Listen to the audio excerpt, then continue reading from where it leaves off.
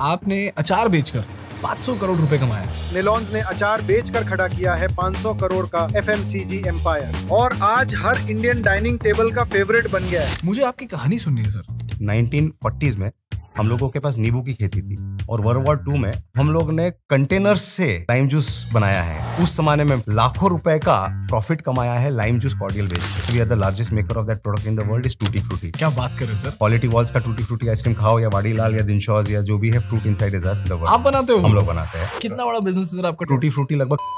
आप माइंडफुली ऐसा क्या कर रहे हो आपके मार्केट पेनिट्रेशन को इंक्रीज करने के लिए? हमारी पहली कहानी सिंपल होती है कि एंटरप्रेन्योर जो घर पे अचार बना रहा है वो कैसे इस चीज को गेज कर सकता है? FMCG बिजनेस में सबसे बड़ा problem at the ground level होता है। How did you triple your business in area? Sir आपके अचार में ऐसी क्या खास बात थी कि इतने सारे डिस्ट्रीब्यूटर्स ने हाँ बोल दिया? Distributor is not a challenge. The challenge is can you actually make your product move from the shelf. पूरे बिजनेस में मार्जिन्स कितने होते हैं सर?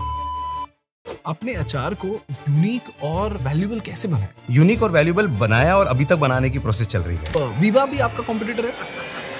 अगर आज कोई एंटरप्रेन्योर अपने घर से एक FMCG ब्रांड शुरू करना चाहता है तो उसका पहला स्टेप क्या होना चाहिए?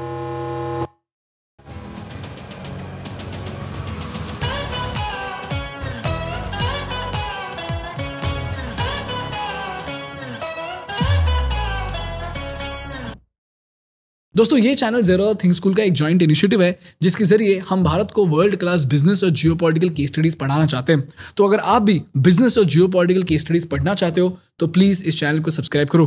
आपके लिए तो ये फ्री है लेकिन हमारे लिए ये बहुत बहुत जरूरी है।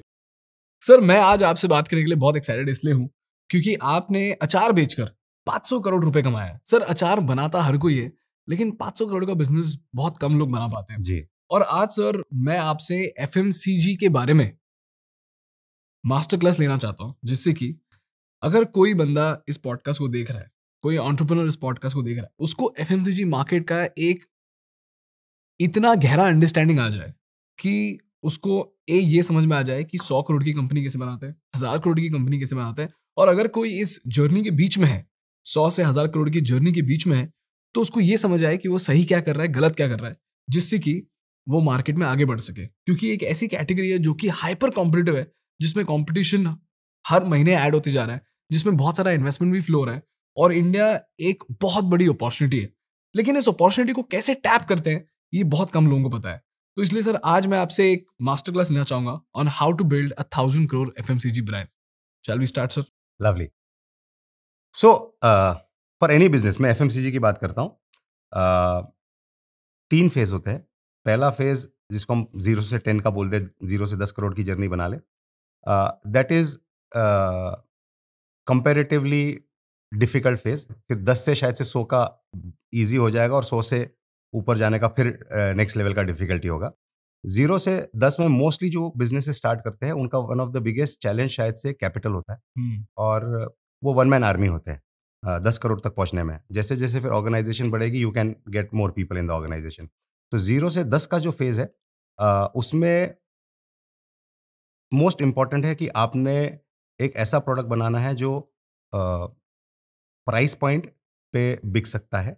चाहे आप प्रीमियम बना रहे हो तो प्रीमियम प्राइस पॉइंट या मास बना रहे हो। बट इसमें मेरा हमेशा अचार के बियॉन्ड भी जाऊंगा कि हमारा एस्पिरेशन क्या है। हमारा एस्पिरेशन 100 करोड़ की कंपनी बनाना है या हमारा एस्पिरेशन 1000 करोड़ की कंपनी बनाना है, बिकॉज एफर्ट उतनी लगनी है। तो मोर इम्पॉर्टेंट है कि हम किस मार्केट में जा रहे हैं। मतलब अगर कोई मार्केट बहुत छोटी है जो आज जैसे माचा टी बोल दीजिए, माचा टी प्रोग्रेस होगी धीरे धीरे धीरे समय के साथ, तो उसमें आपको भी एक एफर्ट देना पड़ेगा मार्केट को ग्रो करने के लिए। बिकॉज मार्केट आज इंडिया में लोगों को उसके बारे में पता ही नहीं है। लेकिन अचार एक मार्केट है जो इंडिया में हर व्यक्ति को पसंद है, पता है और हर घर में खाया जाता है। इसमें किसी को सिखाने की जरूरत नहीं। It's already establish market. Establish markets में you will get lesser premium because there is the differentiation जो है वो नैरो होते जा रहे हैं। न्यूअर मार्केट्स में प्रीमियम बेटर मिलेंगे बिकॉज लोगों को नया नया कंसेप्ट समझना है, तो वहाँ पे चीज़ें बढ़ रही है। तो ये डिफरेंस होता है। But ultimately FMCG business is all about distribution. आपका माल कितने दुकानों पे अवेलेबल है, आपकी जिसको हम विड्थ कहते हैं कि आपकी कितना बड़ा यूनिवर्स। आप एक शहर में काम कर रहे हैं, एक डिस्ट्रिक्ट में काम कर रहे हैं, एक स्टेट में काम कर रहे हैं, तो जो भी आपका एरिया ऑफ वर्क है उस एरिया ऑफ वर्क में opportunities outlets opportunities e com, Q com के dark stores, opportunities modern trade, stand alone modern trade, होरेका institution और अलग अलग अपॉर्चुनिटीज़ है। आपने सिलेक्ट करना है मुझे होरेका इंस्टीट्यूशन से बड़ा होना है। होरेका इंस्टीट्यूशन मतलब क्या sir? Hotel, restaurant and catering. तो कोई भी होटल को अचार लगता है, कोई भी केटरर्स को अचार लगेगा या कोई भी रेस्टोरेंट्स को अचार लगेगा। तो होरेका बिजनेस जो है उसमें भी प्रोडक्ट रहता है। होरेका में आपका कंपैरेटिवली अगर प्राइस राइट है तो एंट्री फास्ट हो जाएगा, गॉट इट। क्योंकि वहाँ पे डिसीजन जो है वो प्राइस पे लिया जाता है, बिकॉज़ अल्टीमेटली उनको एक थाली ₹100 में बेचनी है, ₹80 में बेचनी है। अगर अचार उस थाली में ₹2 का की जगह ₹1.80 आ जाएगा, तो उनका फ़ायदा हो जाएगा। बट मार्जिन्स वहाँ पे कम होगा। मार्जिन्स होरेका में हमेशा से कम होंगे, बिकॉज़ आपको डिफरेंशिएशन कुछ नहीं है, उसको प्राइस पे लेना है। जो डिफरेंशिएशन है वो उनका शेफ़ कर रहा है अपना कुकिंग करके, जो टेस्ट क्रिएट करके। आपके प्रोडक्ट से कोई ख़ास डिफरेंशिएशन शायद से नहीं हो रहा हो। तो बट उसमें भी फॉर एग्ज़ाम्पल मसाला एक मार्केट है होरेका में, जिसका शेफ़ का एक टेस्ट बन गया है कि मैं ये मसाला यूज़ करता हूँ तो मेरा रेसिपी का टेस्ट ये आता है। फिर वहाँ पे शायद से उसमें भी चेंज करना या वहाँ प्रीमियम मिल जाता है, बिकॉज़ वहाँ शेफ़ चेंज नहीं करना चाहता, because that's a significantly larger ingredient of his magic. Achar is not a ingredient of his magic, वो थाली में साइड में आने वाला है। केचअप थाली में साइड में आने वाला है। तो वो रिप्लेस फ़ास्ट हो जाएगा प्राइस पे। मसाला रिप्लेस के लिए आपको अपना शेफ़ भेजना पड़ेगा, उसके साथ 1-2 कुकिंग ट्रायल्स कराने पड़ेंगे और वहाँ से फिर स्लो चेंज। तो HoReCa is faster to change. Retail is slightly difficult to change. Stand alone modern trade हो या मॉडर्न ट्रेड हो, वहाँ पे आपको बल्क बिज़नेस मिलेगा, because throughput per outlet significantly larger है। लेकिन वहाँ पे आपको खर्चा लिस्टिंग फ़ीस रहेगा, वहाँ पे वो आपको डे 1 से बोलेंगे कि भई आप नए ब्रांड हो, आपको कोई नहीं जानता तो बाय 1 गेट 1 ऑफर चलेगी। तो वहाँ पे डीप डिस्काउंटिंग का एक बार खर्चा लगेगा। तो हमने चूज़ करना है कि मेरा यूनिवर्स कौन-सा है। मैं ई-कॉम, क्यू-कॉम बनाना चाहता हूँ, मैं 1 से 10 की बात कर रहा हूँ। बड़ा होना है तो हर जगह जाना है, लेकिन पहले 1 से 10 में जाना है। तो यूनिवर्स सिलेक्ट करिए, HoReCa universe, e com, q com universe, modern trade SMT universe, general trade universe, आपको यूनिवर्स सिलेक्ट करना पड़ेगा। Most difficult to crack is general trade universe. General trade क्या होता है सर? जनरल ट्रेड टिपिकली हम जिसको मॉम एंड पॉप स्टोर बोलते हैं या किराना दुकान भारत में बोलते हैं, उसको जनरल ट्रेड बोलते हैं। जनरल ट्रेड का सबसे बड़ा चैलेंज क्यों डिफिकल्ट है क्रैक करने के लिए? क्योंकि आपके प्रोडक्ट और आपके कंज्यूमर के बीच में एक आदमी खड़ा है और प्रोडक्ट उस आदमी के पीछे है। अगर आपको प्रोडक्ट का ब्रांड नेम नहीं पता और आप उस प्रोडक्ट को नहीं माँगते, तो उस रिटेलर के पास 3000 एसकेयू में इतना समय नहीं है कि आपको एक एसकेयू जा आके समझाएगा, बताएगा, बिकवाएगा। तो the choice of what brand somebody will buy is in the hand of consumer, और कंज्यूमर को मालूम ही नहीं है कि आपने प्रोडक्ट लॉन्च किया है। तो वो वहीं के वहीं जाएगा, वहीं के वहीं फेल हो जाएगा, वहीं के वहीं एक्सपायर भी हो जाएगा। इसलिए मोस्ट चैलेंजिंग जनरल ट्रेड है। स्टैंड अलोन मॉडर्न ट्रेड और मॉडर्न ट्रेड, ये दोनों ही ऑप्शंस जो है, वो आपके प्रोडक्ट को टच और फ़ील करने का मौका देते हैं, तो बिकॉज़ क्या होता है सर? क्यों एक्सप्लेन कर सकते हो आप? जैसे मॉडर्न ट्रेड है, मॉडर्न ट्रेड में आप अपना बास्केट ले जाओगे या ट्रॉली ले जाओगे, शेल्फ्स में माल रखा हुआ है, बीच में कोई रिटेलर नहीं खड़ा है। तो आप प्रोडक्ट को पिक कर सकते हैं। अगर आपका प्रोडक्ट का पैकेजिंग खूबसूरत है, आपने कोई ऑफ़र चला रखी है, डीप डिस्काउंटिंग चला रखी है, कोई क्रॉस प्रमोशन चला रखा है कि एक के साथ दूसरा आइटम फ्री, तो कंज़्यूमर वहाँ ट्रायल करने में, ब्रांड नया है लेकिन अच्छा ऑफ़र अच्छी है, पैकेजिंग सुंदर दिख रही है, मैं ट्राई कर लेता हूँ। तो वहाँ ट्रायल्स फास्टर जनरेट होंगे, बिकॉज़ दो कंज़्यूमर को ब्रांड नेम नहीं पता है, फिर भी उसको प्रोडक्ट टच एंड फ़ील का मौका मिला, प्राइस देखने का मौका मिला, तो वहाँ पे आपके ट्रायल्स फास्टर होंगे। बट मार्जिन्स जो मॉडर्न ट्रेड या स्टैंड अलोन मॉडर्न ट्रेड्स आपसे माँगेंगे वो ज़्यादा माँगेंगे। डिस्काउंटिंग डीप डिस्काउंटिंग ज़्यादा माँगेंगे, लिस्टिंग फीस भी माँगेंगे। तो ये सारी चीज़ें वहाँ कॉस्ट है, but chances of trials faster है। तो सर जनरल ट्रेड मतलब किराना स्टोर हो गया, मॉडर्न ट्रेड मतलब डीमार्ट, बिग हाँ, बाजार, बिग बाज़ार हो गया, ये सारे पटेल हो स्टोर्स हो जी, हाँ। और मॉडर्न ट्रेड में हम स्टैंड अलोन मॉडर्न ट्रेड जो बोलते हैं, जिनकी चेन अभी तक 50-100 आउटलेट की नहीं हुई है, मल्टी सिटी की नहीं हुई है, जिनके पास 1 आउटलेट, 2 आउटलेट, 5 आउटलेट एक डिस्ट्रिक्ट में है। तो वो अभी तक स्टैंड अलोन मॉडर्न ट्रेड है, इसलिए स्टैंड अलोन मॉडर्न ट्रेड है। मॉडर्न ट्रेड की क्योंकि 50-100-200 दुकान हो चुकी है, तो उनका नेगोशिएशन पावर सिग्निफिकेंटली लार्जर हो चुकी है। तो वहाँ पे they are on a bigger negotiation level compared to the organisation, छोटी ऑर्गेनाइजेशन। लेकिन एक स्टैंड अलोन मॉडर्न ट्रेड जिसकी 4-5 ही दुकान है, वहाँ पे उसके नेगोशिएशंस पावर कंपैरेटिवली कम है, क्योंकि आपको मालूम है कि मुझे 3-4 दुकानों का ही सेल मिलेगा, 400-500 का नहीं मिलेगा, तो वहाँ पे कंपैरेटिवली नेगोशिएशन बेटर होता है। Plus stand alone modern trade typically हम अभी 1 से 10 करोड़ की जर्नी में ही हैं। अगर 1 से 10 करोड़ की जर्नी में काम कर रहा है, तो आदमी अपने एरिया में काम कर रहा है। तो उस एरिया में कंपैरेटिवली वो स्टैंड अलोन मॉडर्न ट्रेड के ओनर कौन है, वहाँ तक का रिलेशनशिप निकलवाना किसी के थ्रू, उनके थ्रू जाके पिच करना, वो कंपैरेटिवली ईज़ी हो जाएगा।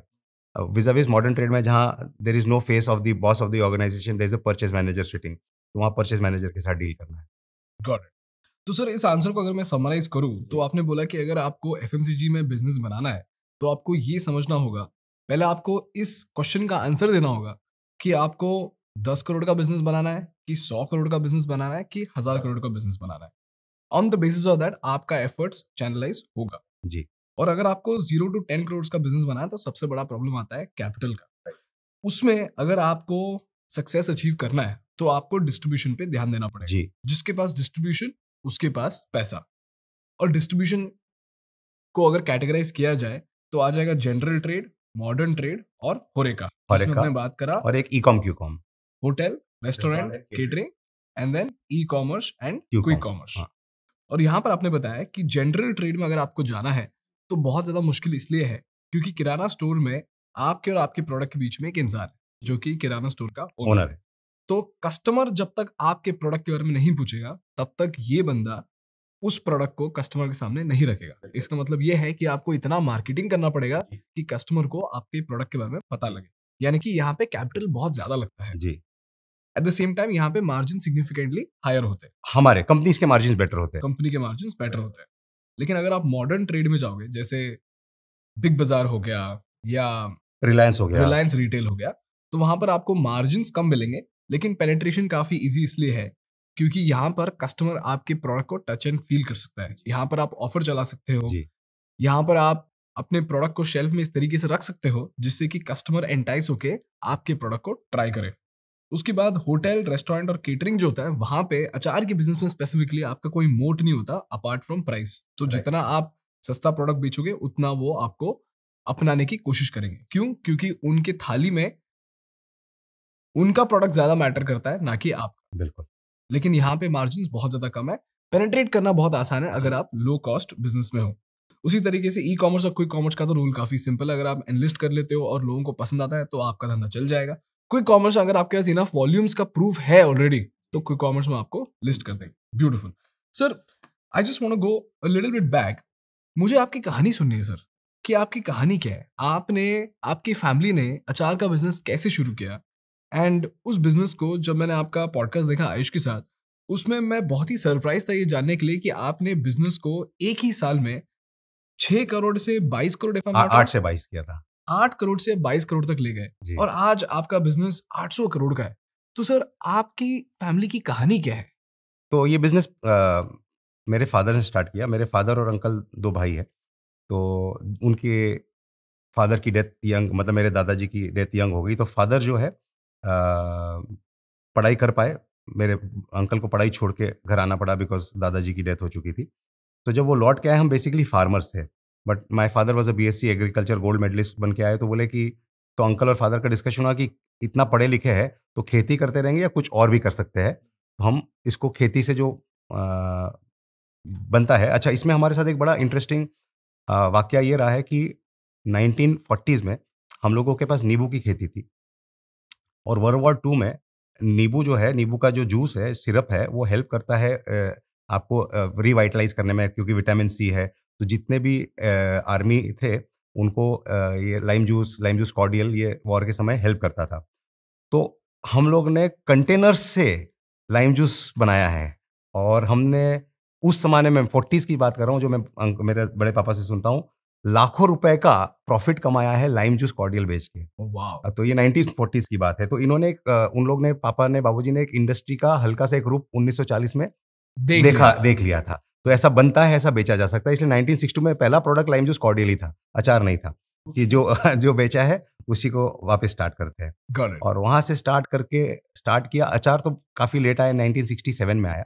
फिर पहले कैनिंग प्रोडक्ट आया, जो कैंड पाइनएप्पल्स, आज हम, उस समय सब बिफोर टाइम था, बेक बीन्स कैन में आता है, स्क्वॉशेस और सिरप्स, ये सब प्रोडक्ट आए। 67 में अचार आया and till 69 business was still not profitable. Sir इतने सारे प्रोडक्ट्स क्यों ट्राई किए? बिकॉज प्रोसेस्ड फूड का मार्केट 1962 में 0.1% था, सब कुछ घर पे बनता था। आपके फैमिली ने प्रोसेस्ड फूड्स में एंटर करने का कोशिश क्यों किया? क्योंकि किसान थे, फार्मर थे, तो जो बना रहे उसी को वैल्यू एडेड करके बेच सकते हैं। और वही बोलता हूँ, शायद से वो 1940s में एक वो जो लाइम जूस कॉर्डियल बेच के लाखों रुपए कमाए थे, तो वो कहा था कि हम ये करके कमाए हैं तो ये कर सकते होंगे वापस। हम्म, तो वहां से थॉट प्रोसेस आया होगा, मतलब समझ रहा हूँ। हाँ, तो ये सर यहाँ पे एक इम्पोर्टेंट बिजनेस लेसन भी है ना, क्योंकि आज भी मैं बहुत सारे बिजनेसेस को देखता हूँ। इनफैक्ट कल मैं जिम में एक बंदे से मिला था, उसने मुझे बताया कि हम XYZ एक्टिविटी कर रहे हैं। तो मुझे सुन के लगा कि ये तो अभी डिमांड में है नहीं, तो बट ये कर क्यों रहे हैं? तो मैंने उससे पूछा नहीं, लेकिन उससे मुझे ये समझ में आया क्योंकि उसकी फैमिली 30 साल से वही चीज करते आ रही है, तो वही चीज करना चाहती है। इससे हमें एक और इम्पोर्टेंट सीख भी ये मिलती है कि ये नहीं बनाना चाहिए जो आप बना सकते हो, ये बनाना चाहिए जो मार्केट को जरूरत है। बिल्कुल क्योंकि आप बना सकते हो, that is fine, but Right. अगर मार्केट को उसकी जरूरत नहीं है तो आप कुछ कर नहीं पाओगे। मार्केट होना जरूरी, मतलब एनीथिंग, सी कुछ बनाना है ना, एंटरप्रेन्योर के लिए एक एक्साइटमेंट होता है कि जिसको मार्केट की जरूरत नहीं लेकिन आपको आता है। करेक्ट। लेकिन उसके लिए मार्केट बिल्ड करने में जो एफर्ट लगता है, मतलब आज चाहे ओला उबर की बात कर ले, चाहे हम किसी भी इस प्रकार के न्यू एज बिजनेस की बात कर ले, जोमेटो की बात कर ले, ब्लिंकिट की बात कर ले, there has been thousands of crores that have gone to change a consumer habit. तो आप कुछ नया बनाएंगे, एक्साइटमेंट रहता ही रहता है, बट उसके पीछे हजारों करोड़ डालने के लिए है क्या, या इवन छोटा चेंज करने के लिए मेरे एक दो बिजनेसेस और है जहां हमने शायद से कोशिश की कुछ ऐसा अलग करने की, बट जो बर्न हुआ उसके कारण, तो ऐसा लगा कि नहीं, शायद से जब तक आप एक उस साइज की कंपनी नहीं बन जाते जहां आप उस लेवल का बर्न कर सकते हैं, जब तक यू शुड बी पार्ट, मतलब आपका innovation should be incremental, should not be disproportionate. तो मार्केट क्रिएट नहीं करना चाहिए। इंक्रीमेंटल इनोवेशन करिए, बिकॉज इंक्रीमेंटल इनोवेशन में आपको जगह मिलेगी, बट आप क्रिएट करने जाओगे जहां भी कंज्यूमर का हैबिट चेंज करना है। Habit changing is a very time taking process, it takes lot of investment. So better is better than new. Better is better than new. Perfect. ठीक है सर, तो 1969 में फाइनली आपने अचार का बिजनेस शुरू किया। 67 में 67 और 69 तक बिजनेस लॉस में था। 70 में हमको बहुत बड़ा ऑर्डर मिलिट्री का मिला। वो टेंडर्स होते थे उस समय मिलिट्री को सप्लाई करने के लिए, एंड जो साल का प्रोडक्शन था उतना ऑर्डर आया हमको जो 2 महीने में सप्लाई करना है। तो that was the game changing, क्योंकि 1 साल की बिजनेस 2 महीने में करनी है। जो भी उन्होंने चैलेंजेस, उसकी भी एक अलग एक्साइटिंग स्टोरी है कि कैसे 2 महीने में उतना माल बनाया। तो बट वो स्टोरी सेपरेट बात करेंगे, लेकिन वो मिलने से गेम चेंज हुआ हमारे लिए कि भाई प्रॉफिटेबल जो 7 साल से था कि कंपनी, अब हम गलत तो नहीं कर रहे हैं, 7 साल से खेती का पैसा कमाया हुआ बिजनेस में डाल रहे हैं, लेकिन 7 साल बाद इसके कारण बिजनेस उस लेवल पे पहुंचा जहां से फिर उसके बाद company never looked back. Okay. तो वो एक, तो अगेन हम जैसे बात कर ले, हमने 4 सेगमेंट की बात करी, एक और सेगमेंट होता है गवर्नमेंट सप्लाई। तो जो आज के डेट में IRCTC रेलवेज हो गया, मिलिट्री कैंटीन्स हो गए, KPKB पुलिस कैंटीन हो गए, तो ये सप्लाई भी एक और चैनल ऑफ डिस्ट्रीब्यूशन होता है। तो वहां से शायद से हमको एक ब्रेक थ्रू मिला, और वो ब्रेक थ्रू के बाद देन डिस्ट्रीब्यूशन स्टार्ट हुआ। अचार में सक्सेस मिली, बाकी में सक्सेस इतनी नहीं मिल रही थी। और एक और प्रोडक्ट 71 में बना हमारा, जिसके लिए हम जाने जाते, we are the largest maker of that product in the world, is tutti frutti. Tutti frutti जो आप पान में खाते हैं, केक्स में खाते हैं, टूटी फ्रूटी आइसक्रीम खाते हैं, we are the largest maker of tutti frutti in the world. आप बनाते हो? हम लोग बनाते हैं। कराची बेकरी का अगर किसी ने बिस्किट खाया होगा, fruit inside is Nilon's. Kwality Wall's का टूटी फ्रूटी आइसक्रीम खाओ, या वाडीलाल या दिनशॉज या जो भी है, fruit inside is us. Even Europe में जाएंगे तो नेस्ले और डेनॉन का आइसक्रीम में टूटी फ्रूटी हम है। क्या बात कर रहे हो सर? तो टूटी फ्रूटी, हाँ जी, पपाया से। कितना बड़ा बिजनेस है सर आपका टूटी फ्रूटी? टूटी फ्रूटी लगभग 60 करोड़ का बिजनेस है, और लगभग 7-8 हजार टन टूटी फ्रूटी बनती है। और क्योंकि एक इंग्रेडिएंट में तो छोटी सी क्वांटिटी जाती है, but it's a B2B business, तो कंज्यूमर को नाम नहीं पता होता है, बट प्रोडक्ट वो हमारा कंज्यूम करते हैं थ्रू दैट प्रोसेस। अंडरस्टूड। तो यही 2 प्रोडक्ट है, टूटी फ्रूटी और पिकल। और धीरे धीरे फिर स्कॉशेस, जूसेस, कॉर्डियल्स, स्कैन प्रोडक्ट्स हम बंद कर दिए, क्योंकि अब 2 प्रोडक्ट में सक्सेस मिल गई थी, और इसी 2 प्रोडक्ट को फिर डिस्ट्रीब्यूशन बिल्ड करते चले गए। एक अगर हम पॉजिटिव देखें तो, क्योंकि पिकल का मार्केट बहुत छोटा है, तो और उस समय तो और भी छोटा था, घर पे ही अचार बनते थे, तो बिजनेस कैसे बढ़ेगा, तो ज़्यादा आउटलेट तक पहुंचने से बढ़ेगा। तो उस समय वेरी रेयर होता है एक इंडियन कंपनी के लिए कि हम लोग जलगांव से भी 60 किलोमीटर दूर पे एक विलेज है उतरान, जिसकी आज 2025 में जनसंख्या 20,000 है, उस समय शायद से 2,000 रही होगी। तो उस विलेज में मेरे पापा और बड़े पापा रहते थे। वहाँ से पैन इंडिया डिस्ट्रीब्यूशन करना या सोचना भी अपने आप में एक मिरेकल होगा। बट वो 1970 से 1980 में उनका distribution was available in half of the country. Assam तक माल जा रहा था, कश्मीर तक माल जा रहा था, बिहार तक माल जा रहा था। एक व्यक्ति थे कंपनी में, उन्होंने हायर किया था मिस्टर विजय जैन के नाम से, वो सेल्स हेड थे। वो अपनी सूटकेस छोटी सी लेके निकल जाते 20 दिन, और दरभंगा में डिस्ट्रीब्यूटर बना रहे, डाल्टनगंज में डिस्ट्रीब्यूटर बना रहे, लखनऊ में बना रहे, और डिस्ट्रीब्यूटर बना बना के पूरे कंट्री में 2-2 कार्टन, 5-5 कार्टन, जो उस समय कोरियोगेटेड बॉक्सेस भी नहीं होते थे, वो लकड़ी के बॉक्स होते थे, लकड़ी और अंदर पूरा जो घास भर के उसके बीच में बॉटल को रैप करके रखा जाता था। उस प्रकार से पूरे देश में माल जा रहा है। तो बिकॉज़ अचार की मार्केट छोटी थी, तो बिज़नेस कहाँ से आएगा? ज़्यादा लोगों तक पहुँचने से आएगा। तो इसलिए ज़्यादा लोगों तक पहुँचना है तो पूरे देश पहुँचना है। तो 1970 से 1980s में पैन इंडिया डिस्ट्रीब्यूशन क्रिएट किया गया, एक्सेप्ट साउथ इंडिया। बाकी पूरे कंट्री में निलॉन्स प्रोडक्ट अवेलेबल उस समय होने लगा। Got it. सर, ये जो डिस्ट्रीब्यूशन की जो आप बात कर रहे हो, आज भी लोग यही बोलते हैं कि अगर किसी भी D2C ब्रांड को सक्सेसफुल होना है तो उसको डिस्ट्रीब्यूशन की जरूरत पड़ेगी, और ऑफलाइन डिस्ट्रीब्यूशन सबसे ज्यादा पावरफुल होता है। और यहाँ पर ना हर फाउंडर एक ही दुविधा में होता है कि मैं डिस्ट्रीब्यूटर को कैसे मनाऊं जी, अपने प्रोडक्ट को रखने के लिए, अपने प्रोडक्ट को डिस्ट्रीब्यूट करने के लिए। तो सर, आपके अचार में ऐसी क्या खास बात थी कि इतने सारे डिस्ट्रीब्यूटर्स ने हाँ बोल दिया? इसमें मोट क्या है? ओके, सो उस समय और आज के इसमें एक डिफरेंस है। उस समय पिकल के 1 या 2 ही ब्रांड थे। हम थे, एक आपका बेडेकर था, और एक आपका अमेरिकन ड्राई फ्रूट्स का अशोका ब्रांड होता था। 3 ही ब्रांड थे। तो जबकि बेडेकर महाराष्ट्र में अपने आप को सीमित रख लिया, एक हम ही ब्रांड थे जो महाराष्ट्र से निकल के पूरे इंडिया में घूमे। बाकी सब लोगों ने बेडेकर का महाराष्ट्र का मार्केट था, अशोका ने CSD मिलिट्री का मार्केट पकड़ रखा था, डिस्ट्रीब्यूशन का मार्केट हमने लिया। तो हर जगह डिस्ट्रीब्यूशन का मार्केट, इसलिए जैसे मक्खन ये ने, अमूल, पानी ये ने, बिस्लेरी, आज भी 50% देश में आप पूछेंगे अचार मतलब निलॉन्स ही बोलेंगे। तो क्योंकि एक जनरेशन, 2 जनरेशन ने अपने घर में अगर बाजार से लेके अचार खाया तो निलॉन्स ही खाया, क्योंकि एक ही ब्रांड अवेलेबल था, राइट। तो उस समय हमारा स्ट्रेंथ वो था कि we were the only company. लेकिन आज के डेट में ना डिस्ट्रीब्यूशन बहुत ज्यादा डिफिकल्ट नहीं, फाइंडिंग अ डिस्ट्रीब्यूटर बहुत डिफिकल्ट नहीं है। You have distributors available. Distributor नया ब्रांड है तो मार्जिन ज्यादा मांग लेगा, 6-7% की जगह 12% मांग लेगा, काम ले लेगा। तो डिस्ट्रीब्यूशन आज के डेट में बहुत डिफिकल्ट नहीं है, फाइंडिंग अ डिस्ट्रीब्यूटर बहुत डिफिकल्ट नहीं है। जो मैंने आपको कहा GT वाला इशू, आपने माल रखवा दिया और माल बिका ही नहीं, तो फिर क्या करेंगे? वो बड़ा चैलेंज है, क्योंकि 1980 में था कि एक ही ब्रांड है, कोई कंपटीशन नहीं है। आज उसी शेल्फ में अचार के 40 ब्रांड्स अवेलेबल है। तो आज distributor is not a challenge. जो आज बोलते हैं कि इंडिया में GT में distribution is a challenge, distribution is not a challenge. The challenge is can you actually make your product move from the shelf. Off take from the shelf is a challenge, because 30 से 40 brand हर category में, चाहे साबुन ले लो, चाहे अचार ले लो, चाहे ketchup ले लो, चाहे सॉस ले लो। तो that's where the challenge is. इसमें एक इंटरेस्टिंग ट्विस्ट मैं जो देखता हूँ, चाहे से अब मैं 10 से 100 या 100 से 100 से 1000 की बात कर रहा हूँ, जो मेरा ऑब्जर्वेशन है, जहां बिजनेसेस फेल होते हैं या स्केल अप नहीं कर पाते, एक मार्केट को ऐसा समझे, एक मार्केट पेड़ की तरह है जिसमें फल लगे हुए हैं, और 600 फल है टिपिकली। पेड़ में नीचे फल लगेगा, ऊपर लगेगा, बीच में लगेगा, ऊपर लगेगा। तो 200 फल नीचे है, 200 बीच में है, 200 ऊपर है। जो उस सड़क से 50 लोग जा रहे हैं, वो कौन सा फल तोड़ेंगे? नीचे वाला तोड़ेंगे। तो नीचे के 200 फल जो है वो 50 लोगों में बट रहे हैं। जो पहले आ गया उसको 8-10 मिल गए, जो थोड़ा लेट से आया उसको 1-2 मिले। ऊपर चढ़ने का काम सिर्फ 2 या 3 ही लोग करते हैं, लेकिन जो 2 और 3 लोग ऊपर चढ़ने का काम करते हैं, उनके हाथ में 200 से 400 फल लगते हैं। अल्टीमेटली बिजनेस जो है FMCG का ये है, मोस्ट ऑफ द कंपनीज क्या करती है, प्राइस देके, जो हमने जो भी मार्केट में बात करा, 0 से 10 की जर्नी या 10 से 100 की जर्नी, आप प्राइस देके, डिस्काउंट देके सारे चैनल में लॉन्च करके कर सकते हैं। लेकिन 100 से 1000, 1000 से 10,000 जाना है तो आपको पेड़ के ऊपर चढ़ना पड़ेगा। पेड़ के ऊपर चढ़ना पड़ेगा मतलब मेरा हर आउटलेट पे, क्योंकि हर डिस्ट्रीब्यूटर का किसी रिटेलर से पहचान होगा। आप जो कंपनी में सेल्स मैन हायर कर रहे हैं, उसका कुछ ना कुछ रिटेलर के अच्छी पकड़ होगी। तो एक बीट पे 50 दुकानें होती, वो 5-10 दुकानों पे, 5-7 दुकानों पे माल रखवा देगा, डिस्ट्रीब्यूटर कुछ जगह लगवा देगा।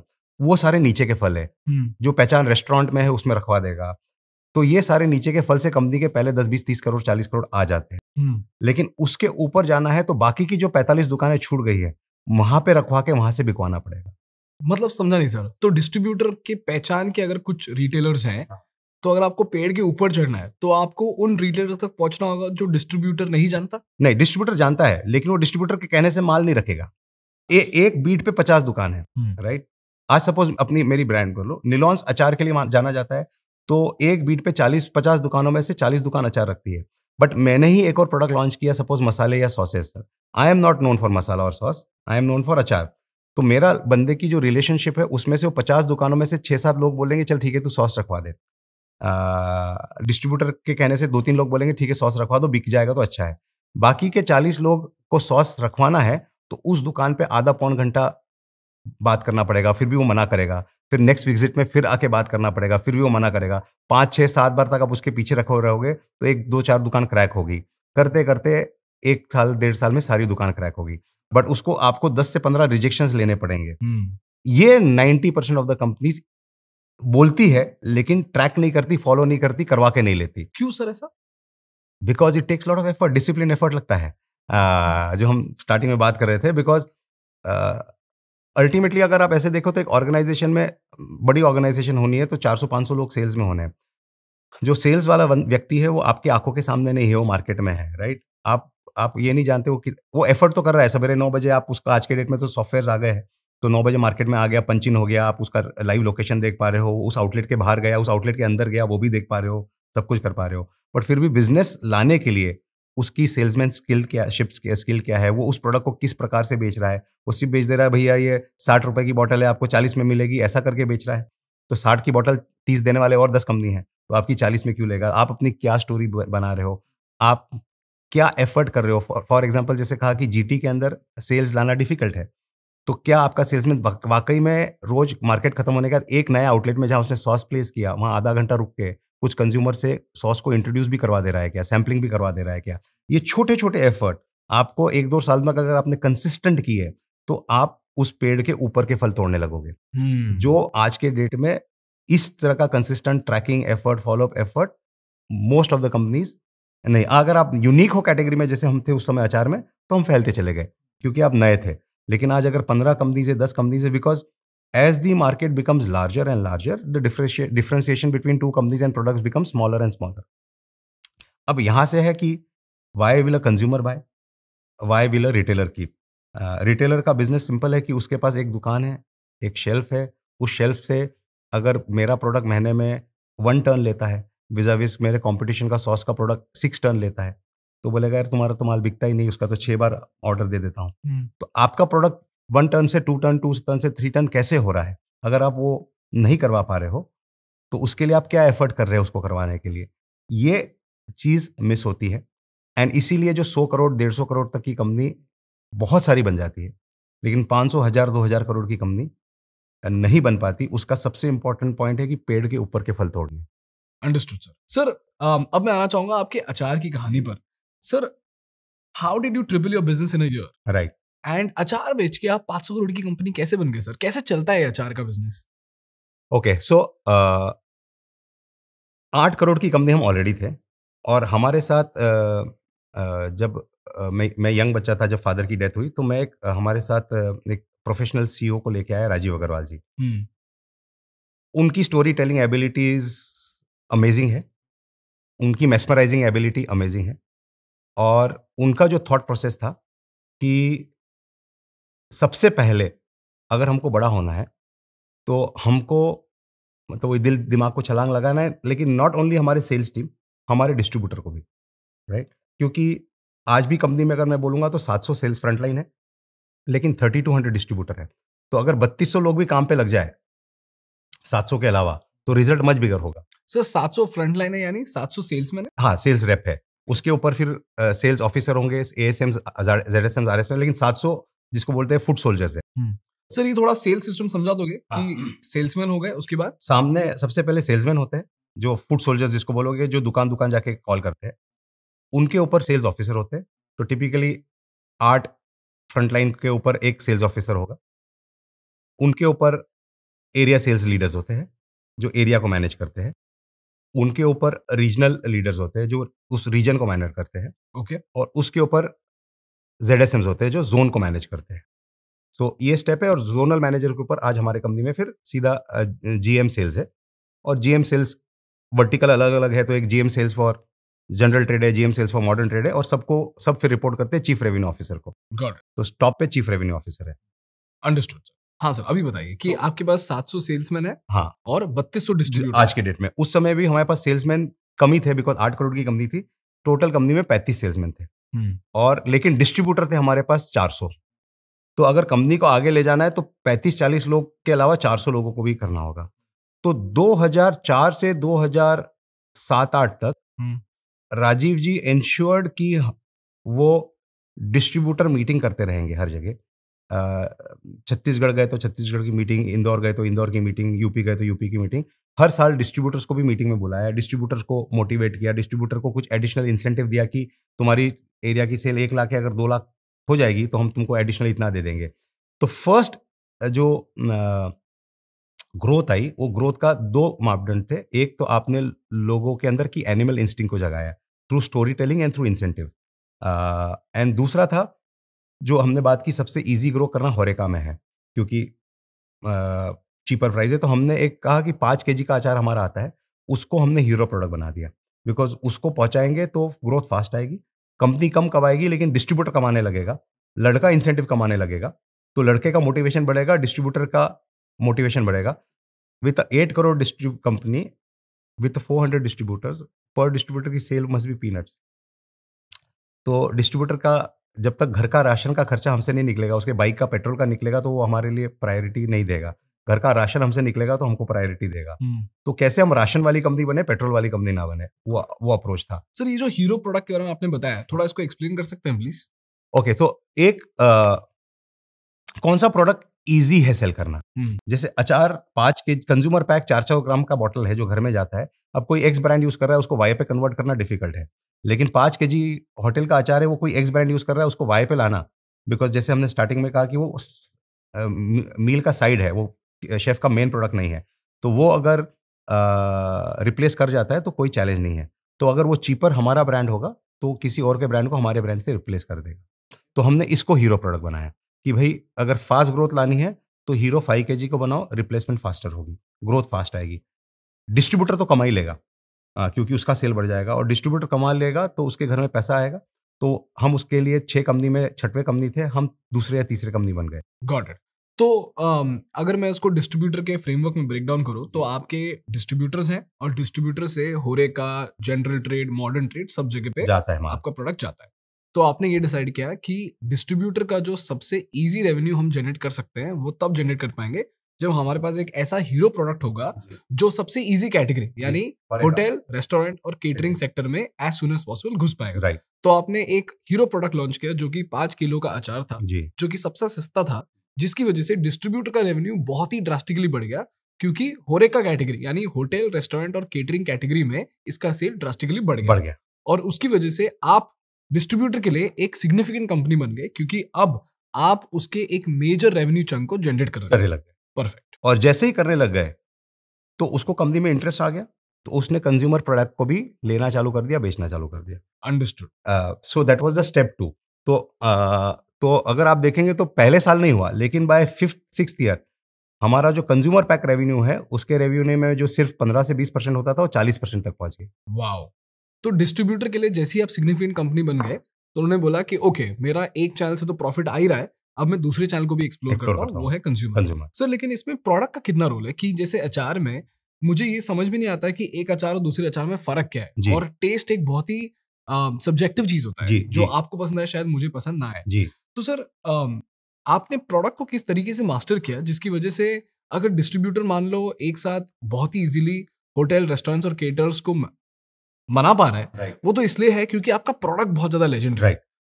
उसी तरीके से अगर आप कंज्यूमर ब्रांड बन पा रहे हो, कंज्यूमर ब्रांड जैसा आपने बोला, जब तक आपका प्रोडक्ट शेल्फ से बाहर नहीं निकलेगा, बिल्कुल, तब तक आपका प्रोडक्ट तो फेल है। In fact sir, Viraj Bahl from Veeba sauce ने मुझे यही बताया था कि चाहे आप कितना भी पैसा लगा लो कंज्यूमर ब्रांड में, जब तक कंज्यूमर आपका प्रोडक्ट ना खरीदे बोल के, तब तक आपके प्रोडक्ट की कोई कीमत नहीं है। तो सर, आपने अपने अचार को यूनिक और वैल्यूएबल कैसे बनाया? यूनिक और वैल्यूएबल बनाया, और अभी तक बनाने की प्रोसेस चल रही है। कैसे सर? तो उस समय तो क्या है, जैसे बताया कि 2004 से 2008 में तो उस समय पिकल के ब्रांड ही 2-3 थे। 2010 के बाद प्लेथोरा ऑफ ब्रांड्स आए। करेक्ट। उस समय जस्ट आउटलेट्स तक पहुंचना हमारे लिए की था। एक कंपनी थी हम उस समय जो 2003 में हमने या 4 में ये चेंज किया। हमने हर रीजन के, हमने इंडिया को 4 रीजन में डिवाइड कर लिया, west, east, south and north, और हमने 4 रेसिपीज बना दी।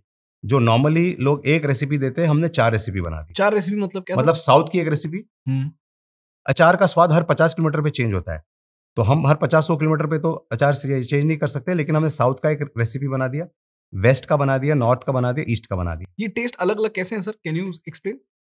जैसे आप नॉर्थ में जाएंगे, नॉर्थ में अचार मोर ऑरेंजिश येलो होगा, ओके। मिर्ची कम होगी। मतलब इनफैक्ट अगर आप जाएंगे तो पंजाब में मिर्ची से ज़्यादा हल्दी की सेल है, महाराष्ट्र में जाएंगे तो मिर्ची की सेल बहुत ज़्यादा, हल्दी की कम है, बिकॉज यहाँ लाल चाहिए, राइट। तो ऑरेंजिश रेड होगा, खड़े मसाले होंगे, कच्ची घानी सरसों का तेल होगा, और फ्रूट का साइज बड़ा बड़ा होगा। आदमी को वो कैरी को चूस चूस के खाने का आदत है, तो वो फ्रूट का साइज बड़ा होगा। आप वेस्ट में आ जाएंगे, अचार लाल होगा, आपका अचार में ऑयल ज़्यादा होगा, आपके अचार के अंदर टॉप नोट एक एसोफोटिडा हींग का होगा। क्या होता है सर? हींग, हींग जो होती है, हिंग हींग का टॉप नोट होगा। कच्ची घानी सेल का अपना एक टॉप नोट है, क्योंकि सरसों की झाल एक होती है। कॉटन सीड ऑयल का कोई टॉप नोट नहीं है, तो उसमें टॉप नोट मिर्ची और हींग का आएगा। और अचार दिखने में लाल चाहिए, इसमें खड़े मसाले नहीं है, लेकिन प्योरली 100% पीसे मसाले भी नहीं है।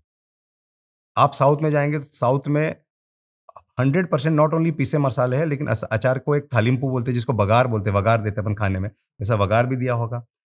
एक्सट्रीमली पंजेंट या एक्सट्रीमली तीखा with both black mustard and red chilli रहेगा, राइस ब्राइन ऑयल रहेगा, और पेस्टी पिकल दिखेगा कंपेयर टू यहाँ सेमी पेस्टी दिखेगा, और नॉर्थ में खड़े मसाले दिखेंगे। और साउथ में एक्सट्रीम लाल और तीखा होगा, यहाँ पे लाल और कम तीखा बट हींग टॉप नोट होगा, वहाँ पे कच्ची घानी सरसों तेल टॉप नोट होगा, कलर चेंज होगा, फ्रूट की साइजेस चेंज होगी। और ईस्ट में कैसा होता है सर? ईस्ट में भी टिपिकली जो नॉर्थ में होता है वैसा ही प्रोडक्ट होगा, बस फ्रूट की साइज उतनी बड़ी नहीं होगी, फ्रूट की साइज थोड़ी छोटी होगी। Beautiful sir. इसका कोई कल्चरल सिग्निफिकेंस है जिसकी वजह से ये टेस्ट इतना ज्यादा अलग है और लुक भी इतना ज्यादा अलग है? कल्चरल सिग्निफिकेंस तो पक्का ही होगा, उसमें मैं शायद से इतना हिस्ट्री ऑफ द पिकल में नहीं गया हूँ, बट इतना पक्का है कि नॉर्थ और ईस्ट में सरसों तेल का चलन बहुत ज्यादा है। घर में सब्जियां भी सरसों तेल में बनेगी, और महाराष्ट्र में सरसों तेल अगर किसको दे देंगे तो बोलेगा कि ये क्या खिला दिया, इट्स वेरी वेरी पंजेंट। मैं ही सर वो जो बोलते हैं कि ये क्या खिला दिया, तो it's very very pungent. But north में खाना भी उसमें बनेगा, सब्जी भी उसमें ही छोकी जाएगी, राइट। तो वहाँ का वो इनहेरेंट टेस्ट है।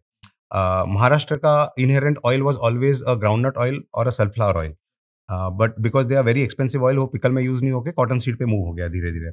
साउथ में पिकल का inherent oil was sesame oil, but that's a very expensive oil, तो वो कंज्यूमर पैक पिकल में धीरे धीरे सभी कंपनियों का रिप्लेसमेंट होकर राइस ब्रांड पे आ गया, which is a neutral oil. But peace size north में बड़ा क्यों है या हल्दी क्यों है, बट ये नेचुरल है। मतलब आप नॉर्थ में जाएंगे तो आपको जैसे यहाँ पे आप महाराष्ट्र में होटल में सब्जियां भी जाएंगे तो लाल रंग की होगी, नॉर्थ में जाएंगे तो आपको येलोइश, मतलब वो येलोइश ऑरेंजिश सब्जियां मिलेगी।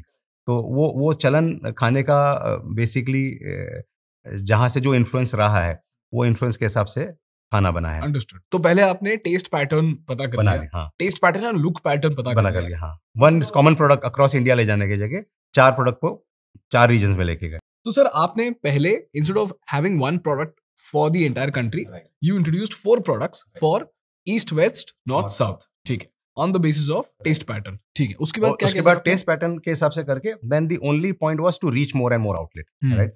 क्योंकि ब्रांड ऑलरेडी नोन था, ब्रांड 1962 से था, वो डिस्ट्रीब्यूटर उस टाउन में सालों से था। फिर हमने क्या किया कि टिपिकली अगर आप डिस्ट्रीब्यूटर को देखेंगे तो, या मनुष्य को देखेंगे, मनुष्य लोएस्ट हैंगिंग फ्रूट तोड़ना चाहता है क्योंकि उसमें खर्चा कम लगता है।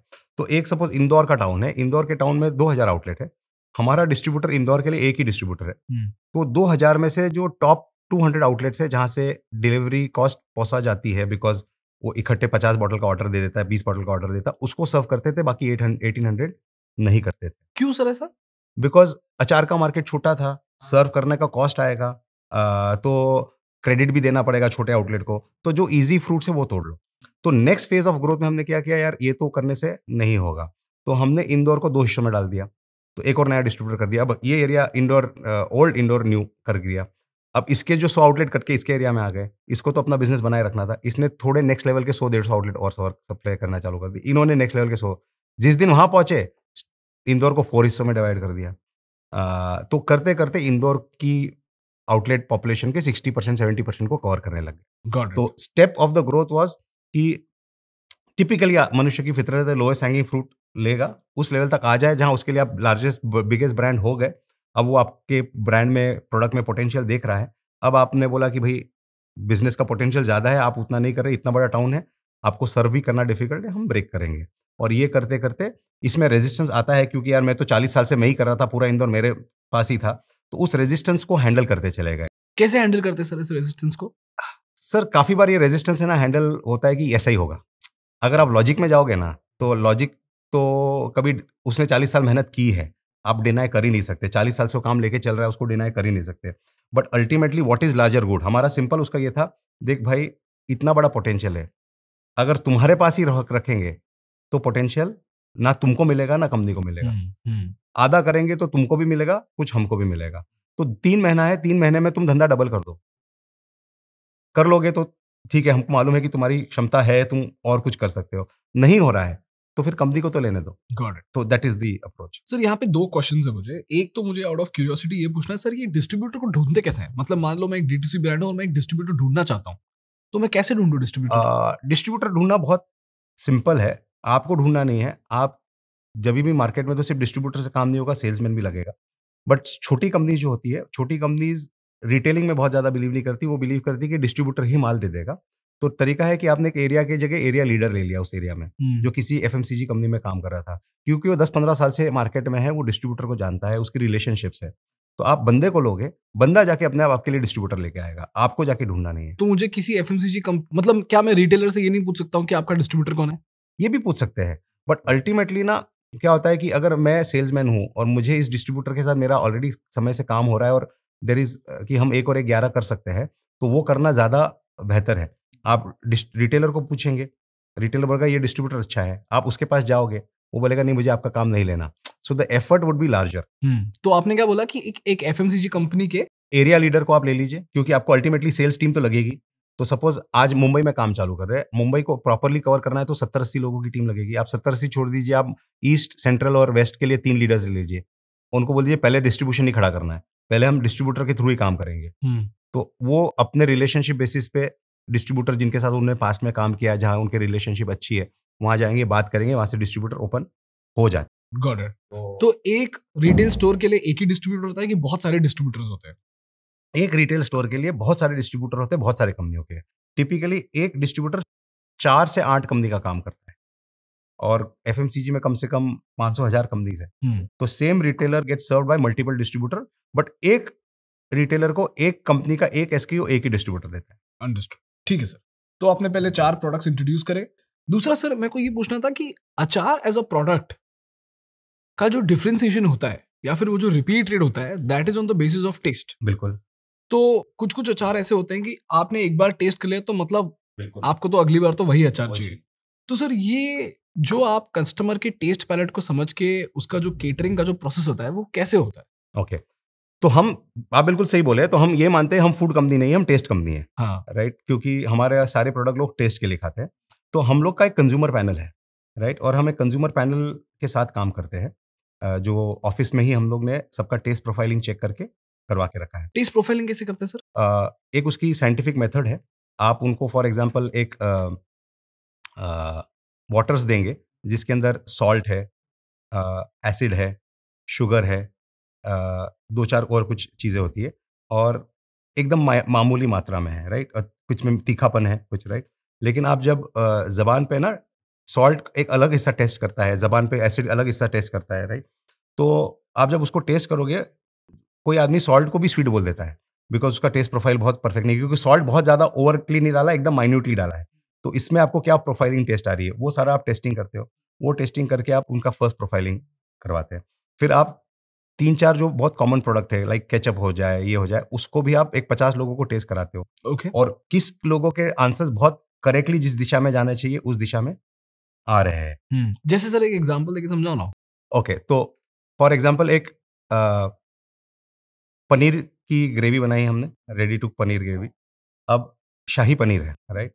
अब शाही पनीर कैसे बनेगा, जब उसके अंदर एक थिकनेस होगी, उसके अंदर एक काजू का, बटर का एक फ्लेवर आएगा, राइट, हल्का सा उसमें अंदर सैफरन का भी टेस्ट आएगा, राइट। अब आपने 3 कंपनियों के शाही पनीर रख दिए या 4 अलग-अलग शाही पनीर की रेसिपी दे दी।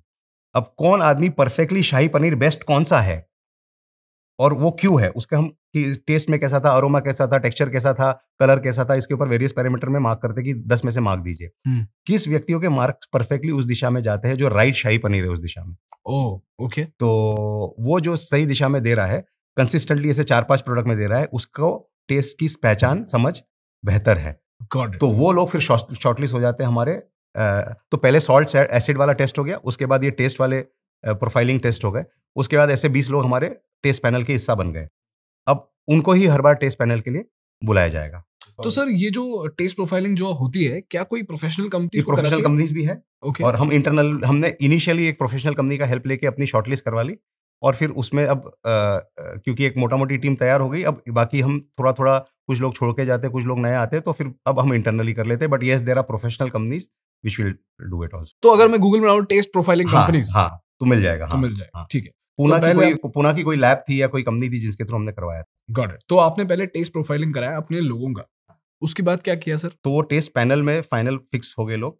अब वो प्रोडक्ट हमारे एवरी वीक हम लोग 2 से 3 दिन, आज भी नॉट ओनली अचार, जो प्रोडक्ट्स में हम है, रेडी टू कुक ग्रेवीज बोल लीजिए, सॉसेस बोल लीजिए, हमारा सैंपल और मार्केट का सैंपल, कंपटीशन के 2 या 3, और हमारा भी सैंपल मार्केट से आएगा, फैक्ट्री से नहीं आएगा, मंगवाते हैं। और हम उसका प्रोडक्ट, मतलब अगर अचार है तो अचार बाउल में रख देंगे, सॉस है तो नूडल्स, अगर सोया सॉस है तो नूडल्स बना के रख देंगे, राइट। और हम टेस्ट करवाएंगे, और उसमें किसी को नहीं मालूम निलॉन्स कौन सा है, कंपटीशन कौन सा है, और उनको ब्लाइंड टेस्ट में मार्क्स देना होता है। तो ये कंसिस्टेंट प्रोसेस हर हफ्ते 2 से 3 दिन चलती रहती है, क्योंकि टेस्ट इवॉल्व हो रहे हैं, कंपनीज इवॉल्व हो रही है, कोई अपने आप का प्रोडक्ट बेटर बना रहा है। हमारा शायद से बैच बेटर था, लेकिन कमर्शियल में कुछ 18-19 तो नहीं हो गया होगा, जिससे मार्केट में गड़बड़ तो नहीं जा रहा है। तो this process is constantly on for 2 things, benchmarking की हम जो प्रोडक्ट बना रहे थे वो प्रोडक्ट है, और दूसरा क्या कंपटीशन हमसे बेटर हो रहा है या हम बेटर है। तो हमारा सिंपल होता है कि ऑनेस्ट, क्योंकि हर एक का टेस्ट अलग होता है, so you can never be 10 on 10, मतलब आपका सैंपल मोस्ट प्रिफर्ड हमेशा नहीं होगा, बट 10 में से 7 लोग ब्लाइंड टेस्ट में हमारा प्रोडक्ट को बेस्ट बोल रहे हैं, तो that is what we are saying, that अभी 10 में से 7 हम हैं तो हमारा प्रोडक्ट सही है, उसको वैसे ही चलने दो। अगर 10 में से 5 हो गए, 4 हो गए, तो शायद से दुनिया बेटर हो रही है, हम कहीं अटक रहे, तो देन प्रोडक्ट के ऊपर इंप्रूवमेंट करने की जरूरत आ गई। Got it. तो सर ऐसा एक केस है क्या जहां पे आपके किसी प्रोडक्ट को 7 की जगह 5 मिल गया जी, और आपने उसको इम्प्रूव किया? बिल्कुल, मल्टीपल केसेस है। जैसे सर एग्जांपल दीजिए ना। एक जैसे अभी हमारा चल रहा है ready to cook spice gravies के ऊपर, ओके। जो हम जिसमें लीडर मार्केट में सुहाना है, तो हम उनके साथ, बिकॉज लगभग 70% मार्केट शेयर उनके पास है, तो हमने अपना जब प्रोडक्ट लॉन्च किया था, वो प्रोडक्ट हमको लगा था ठीक है, बट आज जब हम उसमें बिरयानी की बात कर ले, तो ब्लाइंड टेस्ट में इनफैक्ट जो बिरयानी पास हुई, हमको सबको लगा जो हाईएस्ट हुई वो निलॉन्स थी, और नंबर 2 सुहाना थी, बट एक्चुअली नंबर 1 पे उनकी निकली Okay. और हमारी नंबर 2 पे निकली, राइट। तो फॉर श्योर की there has been change that has happened. तो अब उसके ऊपर हम रीवर्क कर रहे हैं उसको बेटर करने के लिए, बिकॉज वी ऑलवेज फील कि बिरयानी में हमारी पकड़ बहुत ज़्यादा है, मतलब बिरयानी एज अ फ्लेवर हमारी टीम बहुत अच्छे से समझती है, we are the best at it, but and actually best था। सो वो पर्टिकुलर बैच गड़बड़ थी, फॉर्मूला गड़बड़ नहीं है, वो पर्टिकुलर बैच गड़बड़ हो गई होगी, तो फैक्ट्री में कहीं ना कहीं कोई मिस्टेक रही होगी, जिसके कारण ऐसा हुआ होगा। तो ये हमको इनपुट्स देते रहते हैं, तो ये इन दोनों का केस है। सिमिलरली जहाँ पे हम ये भी कॉल लेते हैं कि हम कंपटीशन से बेटर है, फिर भी मार्केट बोल रहा है कंपटीशन हमसे बेटर है, हम कंपटीशन से बेटर है। ब्लाइंड टेस्ट में हम हमेशा एक इसका एग्जांपल लेते हैं, शेजवान चटनी। शेजवान चटनी में हम जितने भी लोगों को टेस्ट कराते हैं इंटरनली, उसमें 10 में से 9 लोग निलॉन्स फोड़ते हैं, राइट। लेकिन मार्केट में अगर आप रिटेलर का फीडबैक लोगे और पूछोगे निलॉन्स क्यों नहीं इतना बिक रहा है, तो बोलता है नहीं यार, कैपिटल फूड की चटनी अच्छी आती, तुम्हारी अच्छी उतनी अच्छी नहीं है जितनी कैपिटल फूड की चिंग्स है। अच्छा। जबकि ब्लाइंड टेस्ट में हम 9 out of 10 आ रहे बार एक साल से, राइट।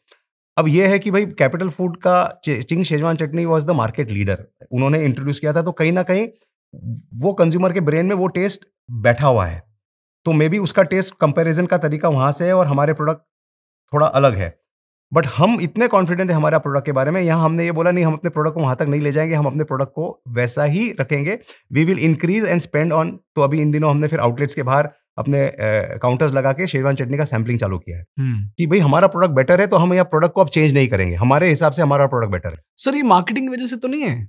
मार्केटिंग की वजह से भी है, मार्केटिंग की वजह से, but how do we do it then? Either you spend lot of money on marketing or you actually go on ground and do sampling and do the dip testing in the market and consumer को अच्छे outlet में test कराओ. उस outlet में अगर आपकी cell 2 गुना 4 गुना 5 गुना होने लगी है, then that method says कि हाँ ये तरीके से हो रहा है, then work on that method till a point where you get a sale. Got it. तो कहीं ऐसा होता है कि हाँ हम कमजोर हो गए, वहाँ वर्क करना है, कहीं है हम बेहतर है लेकिन फिर भी हम कम सेल कर रहे हैं, तो हम वहाँ पे फिर अपने आप को डाइल्यूट नहीं करते हैं. ब्यूटीफुल. तो sir if I will to summarise this, आप पहले टेस्ट प्रोफाइलिंग कराते हो अपने सारे लोगों का, जिनका भी टेस्ट एक्यूमेंट बहुत ज्यादा स्ट्रांग है, उनको आप ब्लाइंड टेस्टिंग कराते हो हफ्ते में 2 से 3 बार, जहां पे आपके प्रोडक्ट्स रखे होते हैं, कंपटीशन की प्रोडक्ट्स रखे होते हैं, और इनको 10 में से रेटिंग देना होता है. अगर ये 7 से कम दे दे और मेजॉरिटी ऑफ द पीपल अगर आपको 7 से कम दे दे, तो आपको पता चलता है कि यहाँ पे इंट्रोस्पेक्शन की जरूरत है, तो आपकी टीम उस पर काम करना शुरू कर देती है. और कहीं कहीं अगर ऐसा होता है कि आपका प्रोडक्ट कंपटीशन से बेहतर है, लेकिन मार्केट में कंपटीशन अगर ज्यादा बिकता है और लोग अगर कहते हैं कि कंपटीशन का प्रोडक्ट बेटर है, तो आप जाके इन्वेस्टिगेट करती हो कि ऐसा क्यों है जी. और वहां पर जैसा आपने बोला कि आप टेस्टिंग शुरू कर देते हो, जिसकी वजह से कस्टमर्स को ये समझ जाए कि आपका प्रोडक्ट बेहतर है, कंपटीशन से बेहतर कैसा है. इससे आपको ये भी पता चलता है कि अगर बैच में कुछ प्रॉब्लम है, तो आप फैक्ट्री में जाकर इंट्रोस्पेक्ट कर सकते हो कि प्रोसेस में कुछ इशू है कि नहीं है. सर अब मेरा क्वेश्चन ये है कि ये तो बड़ी कंपनीज कर सकती है जी, बट एक छोटा सा एंटरप्रेन्योर जो घर पे अचार बना रहा है, घर पे सॉस बना रहा है, वो कैसे इस चीज को गेज कर सकता है? नहीं, टेस्ट तो अल्टीमेटली टेस्ट है. तो अगर हम निलॉन्स की छोटी, जब हम स्टार्ट किए थे तो हमारे घर में जो जॉइंट फैमिली के 10-12 लोग थे, तो हर छोटी बैच बनती थी 50-100 केजी की. Okay. तो वो जॉइंट फैमिली के 15 लोगों को बताया जाता था कि टेस्ट करो कि पहले जैसी बैच थी वही वाला स्वाद आ रहा है. तो तरीका तो वही होता है. हाँ, बस थोड़ा कम कैलकुलेटिव हो जाता है. अंडरस्टूड, ठीक है सर.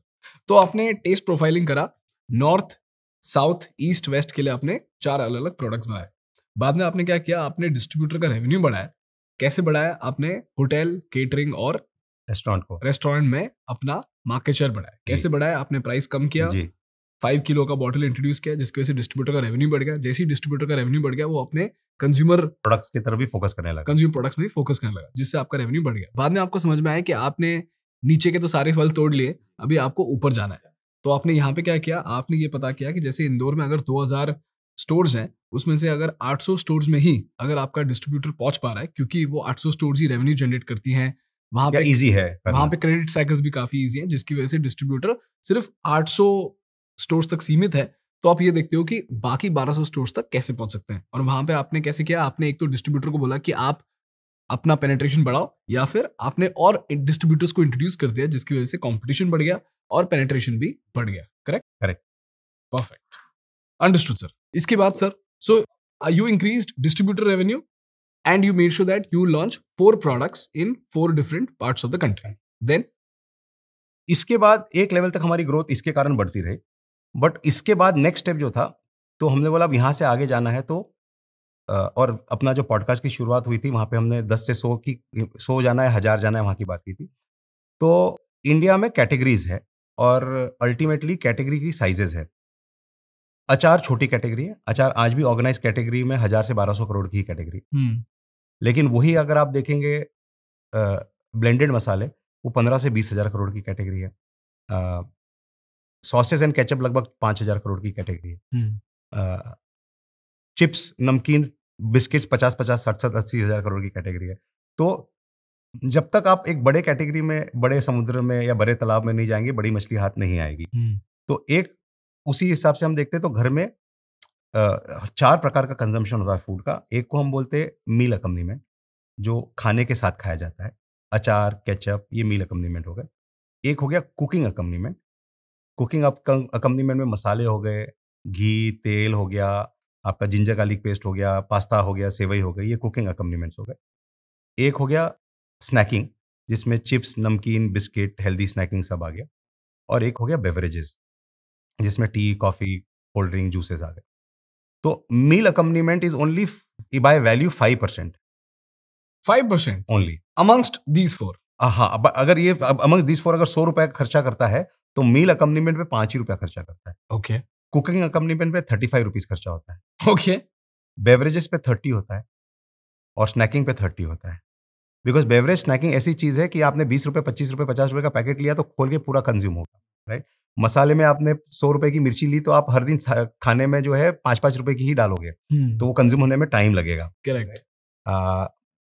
कुकिंग में most of the ingredients is fresh, मतलब सब्जियां है, ये है, तो वहाँ प्रोसेस फूड का consumption compare to snacking and beverages और भी कम है। और मील अकम्पनीमेंट तो थाली में तो कोने में छोटे छोटे ग्रामेज ही 10-12 ग्राम होते हैं, इसलिए मील अकम्पनीमेंट सबसे कम हो गया। और सर वहां पर तो आपका कंपटीशन घर का अचार भी है। वहाँ अचार, घर का अचार भी कंपटीशन है, प्लस वो कैटेगरी छोटी है ना, क्योंकि थाली के मेन में सेंटर में नहीं है, साइड में है। करेक्ट। सेंटर में होंगे तो बड़ा होगा, और एक ही पैकेट आपके हाथ में तो पूरा फिर स्नैकिंग ही है, राइट। तो हमने बोला अगर बड़ा होना है तो अपने को 5 रुपए से किसी एक में जाना होगा, तो हमने अपने आप को 35 रुपीज में लेके गए, which is cooking accompaniment. Okay. तो हमने, क्योंकि बेवरेज एंड स्नैकिंग का बायर भी स्लाइटली अलग है, कुकिंग अकम्पनीमेंट और मील अकम्पनीमेंट दोनों ही होम मेकर खरीदते हैं। बेवरेज स्नैकिंग में यंग जनरेशन भी खरीदता है, मेल भी खरीदता है, दोनों के सेलर्स भी स्लाइटली अलग है। ये दोनों मील अकम्पनीमेंट, कुकिंग अकम्पनीमेंट के सेलर किराना शॉप ही है। बेवरेज स्नैकिंग का ऑन द गो का भी मार्केट है, ट्रेन का भी मार्केट है, ट्रैवल का भी मार्केट है। तो most obvious movement was moving to cooking accompaniment. Got it. Sir इसको अगर मैं एक क्वाड्रेंट में समझ लूं तो आपके पास एक नॉन प्रोडक्ट था जो कि अचार था, राइट। उस नॉन प्रोडक्ट ने आपको एक नॉन कस्टमर दिया जी, जो कि है रिटेलर और Consumer. आपका कंज्यूमर। तो अब आपने ये सोचा कि आपके पास दो ऑप्शंस है, एक तो ये कि आप एक अननोन कस्टमर के पास चले जाओ जी, जो कि बेवरेज और स्नैकिंग कैटेगरी में Right. आएगा, जिसका रिटेलर अलग होगा, शायद डिस्ट्रीब्यूटर भी अलग होगा, जिसका पूरा सप्लाई चेन ही अलग अलग होगा, होगा। या फिर आप उसी रिटेलर उसी कंज्यूमर को अपना एक और प्रोडक्ट बेचो क्योंकि उनके पास निलॉन्स का brand recall value already already है, राइट। तो ये तो सर एक this is very similar to what Amul is doing right now, Right. Right.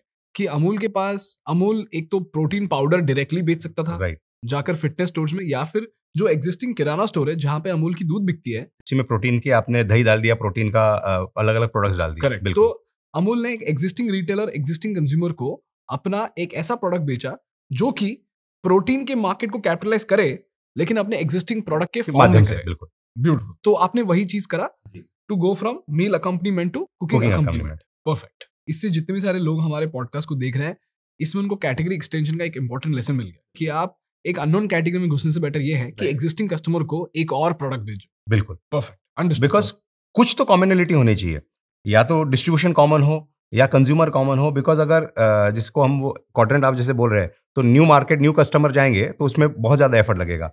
तो आपका है old market old customer, then you have old market new product, new market old product and new market new product. तो new market new product बिल्कुल ही difficult हो गया। तो at least you should have old market new product और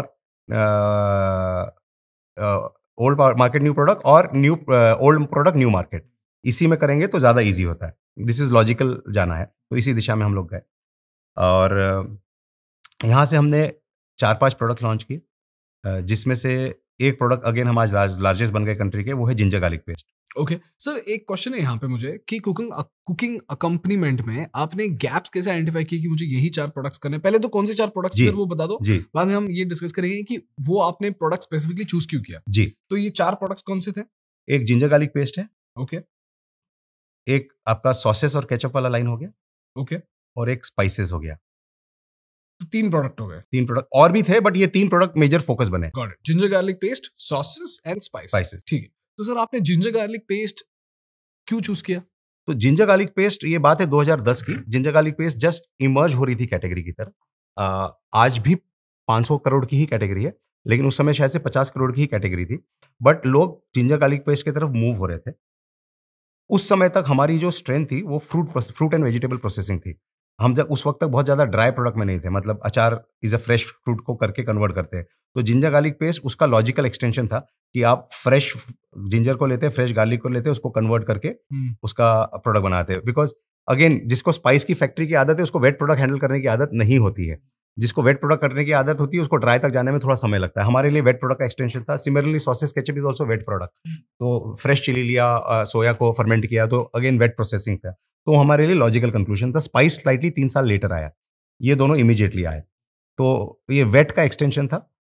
market दोनों की emerge हो रही थी, बढ़ रही थी। और सॉसेस, केचप से ज़्यादा सॉसेस, जिंजर गार्लिक पेस्ट में कोई MNC ब्रांड नहीं था। सॉसेस में भी कोई एमएनसी ब्रांड नहीं था, केचप में एमएनसी था, किसान एंड नेस्ले। बट तो आपकी लड़ाई भी बहुत बड़े हाई डीप पॉकेट वाले प्लेयर के साथ नहीं होने वाली है, आपकी लड़ाई भी आपके जैसे ही कॉम्पिटिटर के साथ होने वाली है। तो आपका कॉम्पिटिटर कौन है वो भी समझ लिया, इमर्जिंग मार्केट है ये भी समझ लिया, और वेट प्रोसेसिंग है जो हमको आती है। मैं बात कर रहा हूँ 2010 की, जब तक अभी तक हम 100 करोड़ की कंपनी बने थे लगभग, तो उस समय की सोच वैसी थी, तो उस हिसाब से हम आगे बढ़े। बट उसमें एक डिफरेंस हमने ये किया मेजरली, जहां से हम लार्जेस्ट प्लेयर बने, दो साइज थी जिंजर गार्लिक पेस्ट की, एक 200 ग्राम और एक 5 रुपया। ओके, राइट, 200 ग्राम जो अच्छे घरों में जाता है, बड़े घरों में जाता है, राइट, फ्रिज होता है उनके पास, तो आपने खोल के यूज किया, बाद में वापस फ्रिज में रख दिया। लेकिन छोटे घरों में 5 रुपया चलता है। उस समय की लोगों की सोच थी कि यार लोग तो घर पे ही जिंजर गार्लिक बनाते हैं, तो 5 रुपए का जस्ट एज अ एसक्यू लोगों ने ऐड किया था। लेकिन मेन सभी का फोकस था 200 ग्राम पे, कि 5 रुपए का जिंजर गार्लिक पेस्ट कौन खरीदेगा, जिसने घर पे बनाना छोड़ दिया वो 200 ग्राम ले जाएगा, बाकी 5 रुपए का बहुत बड़ा मार्केट नहीं होगा। हमने 5 रुपए पे फोकस किया। क्यों सर? हमको लगा, हमने जहां जहां मार्केट में डाला तो हमको लगा ये मूव हो रहा है। तो हमको लगा कि यार ऐसा नहीं कि मूव नहीं हो रहा है, शायद से उस समय 2 ही कंपनी थी इसमें, एक थी डाबर और दूसरी थी कैपिटल फूड। कैपिटल फूड ने कैटेगरी या डाबर में दोनों में से किसी ने लॉन्च की थी, और अगले 4 महीने में अगले ने लॉन्च कर दी थी। तो दोनों 96 के प्रोडक्ट्स थे, 1996 के, हमने 2010 में लॉन्च किया, और वो मेनली 200 ग्राम में खेल रहे थे और 5 रुपए एग्जिस्ट करता था। हमने 5 रुपया प्लेस किया। अच्छा, ये भी एक डिफरेंस है, निलॉन्स हमेशा से टीयर 2 टीयर 3 की कंपनी रही है, टीयर 1 में बाद में आई है। हमारी पूरी ग्रोथ टीयर 2 3 से बढ़ते हुए, क्योंकि हमारा महाराष्ट्र मार्केट 1962 तक नहीं था, दिल्ली नहीं था, तो जो बड़े टाउन्स है दिल्ली, बॉम्बे, ये सब जो मार्केट में पापा ने स्टार्ट ही नहीं किए थे, 2004 के बाद स्टार्ट हुए। तो उन्होंने जो स्टार्ट किए थे वो इंदौर, भोपाल, लखनऊ, कानपुर, तो टीयर 2 टीयर 3 टाउन चालू है। तो we have always been a tier 2 tier 3 company. तो डाबर और ये लोगों ने हमेशा सोचा कि यार जिंजर गार्लिक पेस्ट तो अर्बन प्रोडक्ट है, तो इन्होंने बॉम्बे, दिल्ली, बेंगलोर यहाँ लॉन्च किया, और हमारे टाउन जहाँ थे वहां पे तो 200 ग्राम कोई खाएगा नहीं क्योंकि घर पे ही बनता है, लेकिन 5 रुपया चलने लगा। तो 5 में हमको जो सक्सेस मिली, हमने ये बोला यार लौटेगा, लौट के आएगा, नहीं बिकेगा नहीं बिकेगा, लेकिन डालो मार्केट में। हमने डालना चालू किया, इवन 50,000 की बस्ती में, इवन 25,000 की बस्ती में डालना चालू किया, और प्रोडक्ट मूव होना चालू हुआ। राइट, वो गट फीलिंग था कि ऐसा नहीं कि सिर्फ डाल दिया, डाला और वहां से मूवमेंट, रिपीट ऑर्डर आने लगी। तो ये समझ में आया 5 रुपए का प्रोडक्ट तो चल जा रहा है। एंड आज के डेट में हम लगभग if I am not wrong around 1.5 से 2 करोड़ सैशेज ऑफ 5 रुपीज एवरी मंथ बेचते हैं। वाओ। तो that the kind of volume, मतलब छत्तीसगढ़ जैसा मार्केट जिसको हम बोलेंगे कि it's still a tier 3 market, वहां पे साल का 12 करोड़ का जिंजर गार्लिक पेस्ट बेचते हैं। वाओ सर, एक छोटा सा क्वेश्चन है यहाँ पे, क्या आपने ये सारा चीज खुद से मैन्युफैक्चर करा? सारा खुद से किया। क्या इसमें बहुत ज्यादा कॉस्ट लगता है मैन्युफैक्चर करने में? नहीं, सो हमेशा 2 मार्जिन होती है, एक मैन्युफैक्चरिंग मार्जिन होती है और एक मार्केटिंग मार्जिन होती है। राइट, जब कंपनी छोटी है आप एक मार्जिन छोड़ दोगे तो आपके खर्चे नहीं निकलेंगे। तो और जब कंपनी बड़ी होती है आपके कॉस्ट ओवरहेड इतने बड़े हो जाते हैं कि आप दोनों अपने पास रखोगे तो आपको प्रोडक्शन महंगा पड़ेगा, कोई आपको और सस्ते में बना के देगा। एग्जाम्पल ले लेंगे तो लीवर्स 95% प्रोडक्ट बाहर से बनवाती है। राइट, तो जब आप बड़े हो जाओगे तो यार cost of manufacturing, because of आपको बहुत सीनियर प्रोफेशनल्स रखने पड़ेंगे, उनकी सैलरी की कॉस्ट एक्सेट्रा आएगी, तो आप थर्ड पार्टी में ज़्यादा वायबल होते हो। बट छोटी कंपनी में manufacturing by self helps, because आपको मैन्युफैक्चरिंग मार्जिन का भी फायदा मिलता है। Got it. तो सर ये जो जिंजर गार्लिक पेस्ट मैन्युफैक्चर करने के लिए जो आपने यूनिट सेटअप किया था, इसका कॉस्ट कितना होगा अप्रोक्सीमेटली? बहुत इंटरेस्टिंग है। मैं यूके गया था किसी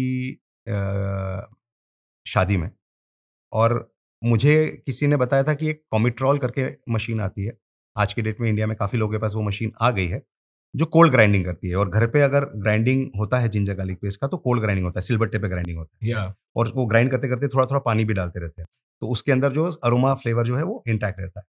और उस समय इंडिया में मोस्ट ऑफ द ग्राइंडिंग जो डाबर और ये लोग कर रहे थे, कैपिटल फूड, ये लोग पल्वराइज ग्राइंडिंग कर रहे थे। तो पल्वराइजिंग में हीट जनरेट होती है, और एकदम आप देखेंगे जिंजर गार्लिक पेस्ट जब सिलबट्टे पे बनेगा तो दरदरा बनेगा, और आप पल्वराइज करेंगे तो पेस्ट बन जाएगा। पेस्ट बनेगा तो नीचे कढ़ाई में चिपकेगा, पूरे प्रोडक्ट के साथ मिलेगा नहीं, और टेस्ट भी खराब होगा और दरदरा रहेगा। तो ये मुझे समझ में आ गया। हमारे जीएम सेल्स ने बताया कि ऐसा ऐसा करना सही, जीएम ऑपरेशन ने बताया ऐसा करना सही रहेगा। तो मैं यूके गया था और ऐसी ऐसी मशीन आती, उन्होंने कहीं से खोज के निकाला। तो वहाँ पे किसी की शादी में गए, वहाँ पे मैंने बोला ऐसी ऐसी मशीन है, तो बोले यार ऐसी मशीन तो हमारे यहाँ मल्टीपल दूसरे प्रोडक्ट के लिए यूज होती है, कोई स्क्रैप वेंडर के यहाँ मिल जाएगी। तो वो मुझे स्क्रैप वेंडर के यहाँ लेके गए। वो 40 लाख की मशीन हम 1.5 लाख रुपए में खरीद के लेके क्या बात कर रहे सर? तो वो चलने वाली पोजीशन में नहीं थी, बंद होके थी। उसमें आके हमने 1.5 लाख रुपए का और इंडिया में खर्चा किया, मशीन चालू कर दिया। वाओ! तो हमने उसको 3 लाख में उस मशीन को स्टार्ट करके प्रोडक्ट लॉन्च। तो आपका मैन्युफैक्चरिंग यूनिट 3 लाख रुपए का था? 3 लाख रुपए का मशीन था जिसमें माल that is crazy sir, that is तो क्रेजी। तो Beautiful. उसके बाद सेकंड मशीन भी हमने फिर वहीं से सक्सेस पाके सेकंड हैंड खरीदा। हाँ, फिर जब वॉल्यूम बहुत बड़ी हो गई तो फिर हमने नया मशीन भी खरीदा, लेकिन that is how we did. तो सर इसमें एक और भी लेसन ये है कि अगर आप मैन्युफैक्चरिंग एफएमसीजी में अगर शुरू करते हो तो सेकेंड हैंड मशीन्स को ढूंढो। बिल्कुल ढूंढना है, बिल्कुल ढूंढना है। बिकॉज क्या है कि आपके कॉस्ट के लिए कस्टमर आपको कॉस्ट तब देगा जब आपका ब्रांड बड़ा हो गया है। जब तक आपका ब्रांड छोटा है, आपको कस्टमर नहीं देगा, तो आपको अपना कॉस्ट ऑफ मैन्युफैक्चरिंग हमेशा टाइट रखना है। ऐसा नहीं कि आज मुझे 5वीं मशीन खरीदनी है, आज 4 है हमारे पास, 5वीं खरीदनी है, मेरा फर्स्ट ऑप्शन सेकंड हैंड ढूंढने में ही है आज भी बिकॉज क्या है, किसी ने एक एस्पिरेशन से फैक्ट्री डाली होगी, वो बिजनेस नहीं चला पाया, वो मशीन 2 महीने में बंद हो गई। बट वो मशीन तो ब्रांड न्यू है, बट जैसे आज गाड़ी आप शोरूम से निकाल के अगले दिन ही बेच दोगे तो 20% 25% सस्ती बिकती है, वैसी मशीन फैक्ट्री कंपनी से निकल गई, वो सस्ती हो गई। मशीन तो अपने आप में अच्छी कंडीशन में है ही। तो वो अप्रोच तो हमेशा ही मेरे ख्याल से रखना चाहिए कि if you can control your cost, because your profit will always be your selling cost minus manufacturing cost. Tighter you keep it, better you are. तो वो अप्रोच तो हमेशा से ही रहता है। Understood sir. सो अब आते हैं अपने 200 ग्राम के पैकेट में और 5 रुपए के पैकेट में। तो 5 रुपए का पैकेट आपका बिकने लगा, 5 रुपए का बिकने लगा और अच्छा बिकने लगा। तो इसको हमने बड़ा करते चले गए और इसको हम देश के अलग अलग देशों में जहां तो इसके कारण जैसे Bombay market, Poona market, Delhi market जो मेरा स्ट्रांग नहीं था और यहाँ पे पिकल के लिए मैं नोन नहीं था क्योंकि 1960 में लॉन्च नहीं किया था।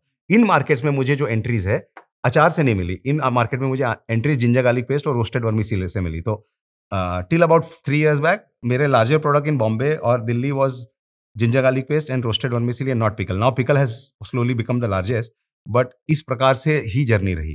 ब्यूटीफुल। तो सर जिस तरीके से आपने जिंजर गार्लिक की कहानी बताई, वहां पे आपने एमएनसी, वहां पे आपने ये देखा कि एमएनसी नहीं है, वहां पे आपको हमारे जैसे मशीन भी एकदम सस्ते में मिल गई, राइट। और आपने देखा कि टियर 2 टियर 3 सिटीज में 5 रुपए का डिमांड का पॉसिबिलिटी है। 200 ग्राम नहीं बिकता, आज भी नहीं बिकता। अच्छा, आज भी छत्तीसगढ़ में 12 करोड़ की सेल में 200 ग्राम की सेल 20 लाख है। 11 करोड़ 80 लाख जो है वो 5 रुपए। तो सर मुझे ना इसका ब्लूप्रिंट बहुत क्लियर हो गया कि एक तो सेकंड हैंड मशीन खरीदो जी, दूसरा है कि टियर 2 टियर 3 मार्केट में जाके ये पता करो कि किस तरह का वैल्यू एडेड प्रोडक्ट बिकेगा। यहाँ पे आपने देखा कि जिंजर गार्लिक बिकेगा और आपने ये भी देखा कि कंपटीशन कम है, तो आपने जाके इसको रिटेलर को दिया तो आपने देखा कि आपका 5 रुपए का प्रोडक्ट मूव हो रहा है, तो इसीलिए आपने उसका मैन्युफैक्चरिंग कंटिन्यू किया। तो ये मुझे समझ में आ गया। उसी तरीके से आपने सॉसेस के लिए गैप को किस तरीके से गेज किया सर? अगेन सॉस में अगर आप देखेंगे तो लार्जेस्ट प्लेयर आज भी कैपिटल फूड है, लेकिन हमने एक प्रोडक्ट जिसे टोमेटो केचप पिचकू में आता है जो 80 ग्राम पिचकू है, तो हमने हर में कहीं एक एंट्री होना होता है। 200 ग्राम का मार्केट में कैपिटल फूड ऑलरेडी 10-15 साल से काम कर रहा था, उसका एक कंज्यूमर बेस था। तो 200 ग्राम की बॉटल उस समय शायद से 40 रुपए में आती थी, आज 65 रुपए में आती है। तो 40 रुपए का ट्रायल कोई करेगा नए ब्रांड के साथ डिफिकल्ट होगा। तो हमने अपने आप को बोला हम पिचकू में घुसते हैं। ओके। तो हमने अपने आप को पिचकू उस समय 12 रुपए या 15 रुपए के एमआरपी में 80 ग्राम आता था। Cost of packaging material, glass bottle नहीं है तो चीपर है। प्लेसमेंट क्योंकि डिस्पेंसर में होती है तो नॉर्मली डिस्पेंसर आदमी सामने रख देता है तो विजिबिलिटी फास्टर हो जाती है, और बॉटल पीछे रखता है तो जैसे जनरल ट्रेड में सामने रखा हुआ है तो फिर भी बिक जाएगा, पीछे रखा है तो आपका ब्रांड को कोई नहीं पूछेगा। तो डिस्पेंसर नॉर्मली सामने रखे जाते हैं। तो हमने वो अप्रोच लिया और उसमें फिर हमने वन अप किया। फॉर एग्जांपल कैपिटल फूड सिर्फ बेचता था soya, red chilli, green chilli. हमने इसमें पूरी रेंज लॉन्च कर दी। हमने soya, red chilli, green chilli, ketchup, pizza pasta sauce, Schezwan chutney, tamarind chutney, हमने 7-8 डिस्पेंसर दे दिए। तो हमने बोला कि डिस्पेंसर वाली कैटेगरी में हम लार्जेस्ट हो जाते हैं। ओके। तो कहीं तो हमारा मोट हो। डिस्पेंसर मतलब क्या होता है? ये जो पिचकू होता है, पिचकू के 12 पैकेट्स एक कार्डबोर्ड वाले डब्बे में रख दिए। तो वो स्टैंड, वो कार्डबोर्ड वाला डब्बा है, उसमें से कोई भी एक उठा लेगा और कार्डबोर्ड में 12 निकल के कार्डबोर्ड को उठा के फेंक देगा, तो उसको डिस्पेंसर बोल देते हैं। तो डिस्पेंसर है तो सामने रखा हुआ है। तो हमने अपने आप को बोला यार ये यहाँ पे ट्रायल्स इजी होगी, 15 रुपए का पैक है, सामने रखा जाएगा तो हमारा ब्रांड दिखा जाएगा। एंड सेकेंड, हम इसके अंदर क्या करते हैं कि इसके 3 है, हम 8 दे देते हैं। तो इंडिया में टैमरिन चटनी भी बिकती है, इंडिया में केचप भी, पिज्जा पास्ता सॉस भी चाहिए, शेजवान चटनी भी चाहिए। तो हमने इसके अंदर रेंज ऐड कर दी। जब आपने इतना बड़ा रेंज बढ़ा दिया तो क्या आपको तकलीफ नहीं हुई, क्योंकि बहुत सारे यूनिक प्रोडक्ट्स है ना, तो आपको उतना अपने मैन्युफैक्चरिंग में इन्वेस्ट भी करना पड़ता होगा। पैकेजिंग मटेरियल में मशीन तो सॉसेस बनाने की तो सेम कुकिंग लाइन है, ओके, एक ही मशीन सबको पैक करेगी, पैकिंग लाइन भी एक ही। आपका जो इन्वेंट्री बढ़ा वो पैकिंग मटेरियल का बढ़ा, क्योंकि आपको हर का पैकिंग मटेरियल यूनिक था, तो that is where the inventory got up, but बाकी rest everything is the same line. Understood. तो सर लेकिन 2010 में क्या मैगी इस कैटेगरी में नहीं था? मैगी केचप में था और आज भी केचप में है, सॉसेस में नहीं आए। नॉर जो है वो किसान जो है वो केचप में था, वो नॉर के नाम से सॉसेस में लास्ट 4-5-6 साल से पहले आए, लेकिन उसके पहले नहीं थे। लेकिन अब चिंग्स आ गया ना इस कैटेगरी। चिंग्स तो पहले से था, चिंग्स वही तो उसमें कैपिटल फूड जो बोल रहा हूँ, चिंग्स वाज द ओल्डेस्ट, तो उनसे 200 ग्राम की बोतल में लड़ नहीं सकते थे, आज भी नहीं लड़ पाते, आज भी वो बड़े हैं, लेकिन 80 ग्राम के इसमें जगह मिल गई। तो आज आपका only significant competitor capital foods है। हाँ, कैपिटल फूड मानेंगे, टॉप्स मानेंगे नॉर्थ में, ओके, ये जो 2 बड़े प्लेयर है। ठीक है, हम थर्ड नंबर पे आते हैं। सर सॉसेस की कैटेगरी में आप वीबा भी आपका कॉम्पिटिटर है? Veeba is more in mayonnaise and salad dressing, वो सॉसेस बहुत ज्यादा भी नहीं बना रहे। ओके, तो सर अभी सॉसेस की कैटेगरी में आप खुद को डिफरेंशिएट कैसे करोगे? क्योंकि सर टोमेटो सॉस में तो समझ में आ जाता है डिफरेंस, बट बाकी सॉसेस में आप कस्टमर के सामने खुद को डिफरेंशिएट कैसे किया आपने? सर बहुत ज्यादा रेसिपी में डिफरेंस नहीं होता है, थोड़ा पक्का होता है। आपका जितना राइट प्रोक्योरमेंट ऑफ, जैसे हमारा एक थॉट प्रोसेस था, अगर आप चिंग्स का ग्रीन चिली सॉस खाएंगे, वो उन्होंने उनका स्ट्रॉन्ग मार्केट महाराष्ट्र या गुजरात था, उन्होंने ग्रीन चिली सॉस में शुगर भी डाला। उनका ग्रीन चिली सॉस बहुत ज़्यादा पंजेंटली स्ट्रॉन्ग नहीं, उसमें हल्का सा मिठास भी आता है। लेकिन हमने देखा कि यार मोस्ट ऑफ द इंडिया में चाइनीज़ जो है लोग ठेले पे खाते हैं, चाउमीन घर पे बहुत कम बनाते हैं, और ठेले वाला जो चाइनीज़ सॉस होता है वो तीखा होता है। तो हमने अपने प्रोडक्ट को डे 1 से तीखा बनाया। तो हमने अपने रेसिपी को बिल्कुल भी कैपिटल फूड के साथ मैच नहीं किया, हमने अपने वाले रेसिपी को ठेले के साथ मैच किया, कि ठेले पे जो आदमी खाता है, क्योंकि अधिकतर आज भी 80% चाइनीज़ वो आदमी रेस्टोरेंट में खाता है, घर पे कम बनाता है, तो रेस्टोरेंट में जो सॉस यूज होता है वो वाला वैरायटी हमको लॉन्च करना है, रादर देन जो कैपिटल फूड को मैच करता है। That was one difference that we created. तो one is recipe philosophy difference, right, recipe philosophy difference हमने किया। बहुत मतलब हम लोग बोलते हैं ना माँ के हाथ का खाना, राइट। माँ के हाथ का खाना सिंपल है कि अगर आप ह्यूमन के ब्रेन को समझेंगे तो हमारे ब्रेन में न्यूरल वायरिंग होता है, राइट। जो भी चीज़ हम रिपीट करते हैं उसका ब्रेन का वायरिंग हो जाता है। तो बचपन से माँ का हाथ का खाना 50-500 बार खाया है, तो वायरिंग हो गया कि यही स्वाद का बेंचमार्क है। अब हर बार दिमाग उसी बेंचमार्क के साथ चेक करता है। करेक्ट। उसी तरह से चाइनीज का बेंचमार्क हुए रेस्टोरेंट का खाना। चाइनीज घर का नहीं बनता है, रेस्टोरेंट का बनता है। तो आप शेजवान चटनी अगर आप कैपिटल फूड की और हमारी देखेंगे, हमारी शेजवान चटनी रेस्टोरेंट वाली शेजवान चटनी आएगी, जो ज्यादा थिक होगी, ज्यादा स्पाइसी और पंजेंट होगी, राइट। तो हमारा वो वाला स्वाद है। तो हमने बोला यार आदमी तो रेस्टोरेंट का खाना खाता है, तो बेंचमार्क उसका ब्रेन रेस्टोरेंट वाले टेस्ट से करेगा, ना कि इससे करेगा। तो वो अप्रोच हम लेके चले। ठीक है, तो यहाँ पे हो गया आपका टेस्ट फिलोसफी डिफरेंस। और उसके बाद सिंपल था डिस्ट्रीब्यूशन डिफरेंस की वही जनरल ट्रेड है, उठेगा कैसे। तो सामने रहेगा तो उठेगा, पीछे रहेगा तो नहीं उठेगा। तो सामने रखा दिया पिच को। अब उसमें थोड़ा सा इसी सॉस में और आगे आ जाते हैं कि अचार में हमने पिछले साल एक एक्सपेरिमेंट किया। ये भी देखिए पॉडकास्ट से मैं नाम भूल रहा हूँ, आशीष जी, बेल्ला वीटा के कौन है, आकाश आनंद। आकाश जी के एक पॉडकास्ट में सुना मैंने कि उन्होंने जो परफ्यूम लॉन्च किए थे वो 4 का पैक लॉन्च किया और एक प्राइस पॉइंट में लॉन्च किया, और उन्होंने कहा कि इंडियंस को वैरायटी पसंद है, राइट। और वो 4 परफ्यूम में से एक खराब भी निकल जाएगा, लेकिन आपने 4 परफ्यूम 2 परफ्यूम के कॉस्ट में दे दिए है, तो कस्टमर को तकलीफ नहीं होगी। ये थॉट अच्छा लगा। मैंने 1.5 साल पहले हमने ऐसा ही ट्रे बनाया अचार का, जिसके अंदर हमने 6 जार रख दिए अचार के, mango mix, lime, chili variety करके 10-10 रुपए के 6 जार, 60 रुपए में 50-50 ग्राम, राइट। द थॉट वाज कि आदमी के घर अचार जाएगा, उसको मैंगो, किसी को घर में मैंगो, हर एक को मैंगो पसंद है जरूरी नहीं, किसी को लाइम पसंद है, किसी को मिक्स पसंद है, 60 रुपए में ट्रायल है, ले जाएगा। That SKU within 2 years has now become a 2 crore monthly SKU, right. ये सक्सेस देखा। जस्ट इस मंथ पिछले महीने लॉन्च किया है 6 sauces, soya, red chilli, green chilli, vinegar, Schezwan chutney, momo chutney, 100 rupees में 60 ग्राम्स। ये अभी, and this is getting 0 resistance in placement. Every outlet में 4-4, 6-6 ट्रे रखा जा रहा है, क्योंकि कोई कंपटीशन ही नहीं है। आपके पास स्टोरी टेलिंग इतनी अच्छी है कि इंडिया में न्यूक्लियर फैमिली हो रही है। चाइनीज सॉस अधिकतर फ्रिज में रखा होता है, आधी बॉटल फ्रिज में एक्सपायर हो जाती है। करेक्ट। तो ये वो 200 ml की है, ये 60 ml की है। न्यूक्लियर फैमिली के लिए कंज्यूम हो जाएगी, सामने टेबल पे रखी रहेगी, तो कंजम्पशन बढ़ जाएगा। वो फ्रिज में नहीं रहेगा, ये टेबल पे रहेगा, क्योंकि छोटा छोटा है। इसमें चटनीज भी है। तो ये करने से तो सडन, तो हमने फिर ये जो सेलिंग स्टोरीज है, तो जब कैटेगरीज बड़ी हो जाती है तो कैटेगरीज, जब तक कैटेगरी 100-200 करोड़ की है आप वहाँ पे इनोवेशन नहीं कर सकते। लेकिन जैसे ही कैटेगरी 1000-1500 करोड़ की होने लगी, वहाँ पे इनोवेशन करके 50-50 करोड़ के मार्केट खड़े करने के मौके मिल जाते हैं। छोटे कैटेगरी 200 करोड़ है तो इनोवेशन करके आपको 20 करोड़ मिलेगा, 2 करोड़ मिलेगा। लेकिन कैटेगरी 1200, 1500, 2000 करोड़ हो गई तो आपको इनोवेशन करके भी 50 करोड़ मिल सकता है। राइट। तो अब हमारा फिलॉसफी जो है वो है कि एग्जिस्टिंग कैटेगरी में ही इनोवेशन करते जाओ। We do not want to add more categories. We want to add more innovations in the existing category and create another 30-40 crore segment either by packaging innovation or by product innovation. Understood. In this case, it was product innovation. ये जो sauces का category, sauces का उस समय product था, आज जो हमने कॉम्बो पैक लॉन्च किया ये पैकेजिंग इनोवेशन हो गया। Got it. So product innovation और पैकेजिंग इनोवेशन। और ये इनोवेशन तभी काम करता है जब कैटेगरी 1000 करोड़ से ऊपर हो गई, क्योंकि मार्केट साइज बड़ी हो गई तो 50 करोड़ का जगह बन गई इनोवेशन। तो अचार में आप ये कर नहीं पा रहे हो? अचार में भी कर रहे हैं। अभी अचार में हमने पिछले साल एक मेजर चेंज किया और वो थॉट प्रोसेस अलग था, लेकिन हमने जैसे उस समय 4 रीजन किए थे, अभी मैंने हर स्टेट के लिए अचार लॉन्च किया। ओके। सो नाउ बट इसमें एक मेजर चेंज ये किया, नॉट ओनली अचार अलग है, मैंने ब्रांड अलग कर दिया। तो नाउ आई हैव अस्सल Marathi for Maharashtra, Shere Punjab for Punjab, Delhi दरबार, आपन बिहार, जोहार झारखंड, उड़िया अस्मिता, गौरबौर बांग्ला, मोर छत्तीसगढ़। एवरी स्टेट के लिए there is a separate product, right? Now this creates a complexity at my back end, because now उस समय 4 रीजन थे, अब तो हर रीजन का प्रोडक्ट हर स्टेट का अलग होगा और हर स्टेट का पैकिंग मटेरियल भी अलग होगा। Correct, right?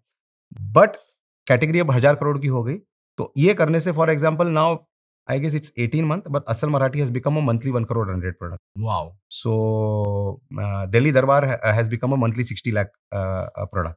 So Uttam Pradesh for UP has become a 60 lakh product. तो ये इनोवेशन अब हमने पैकेजिंग में एंड प्रोडक्ट में दोनों में किया।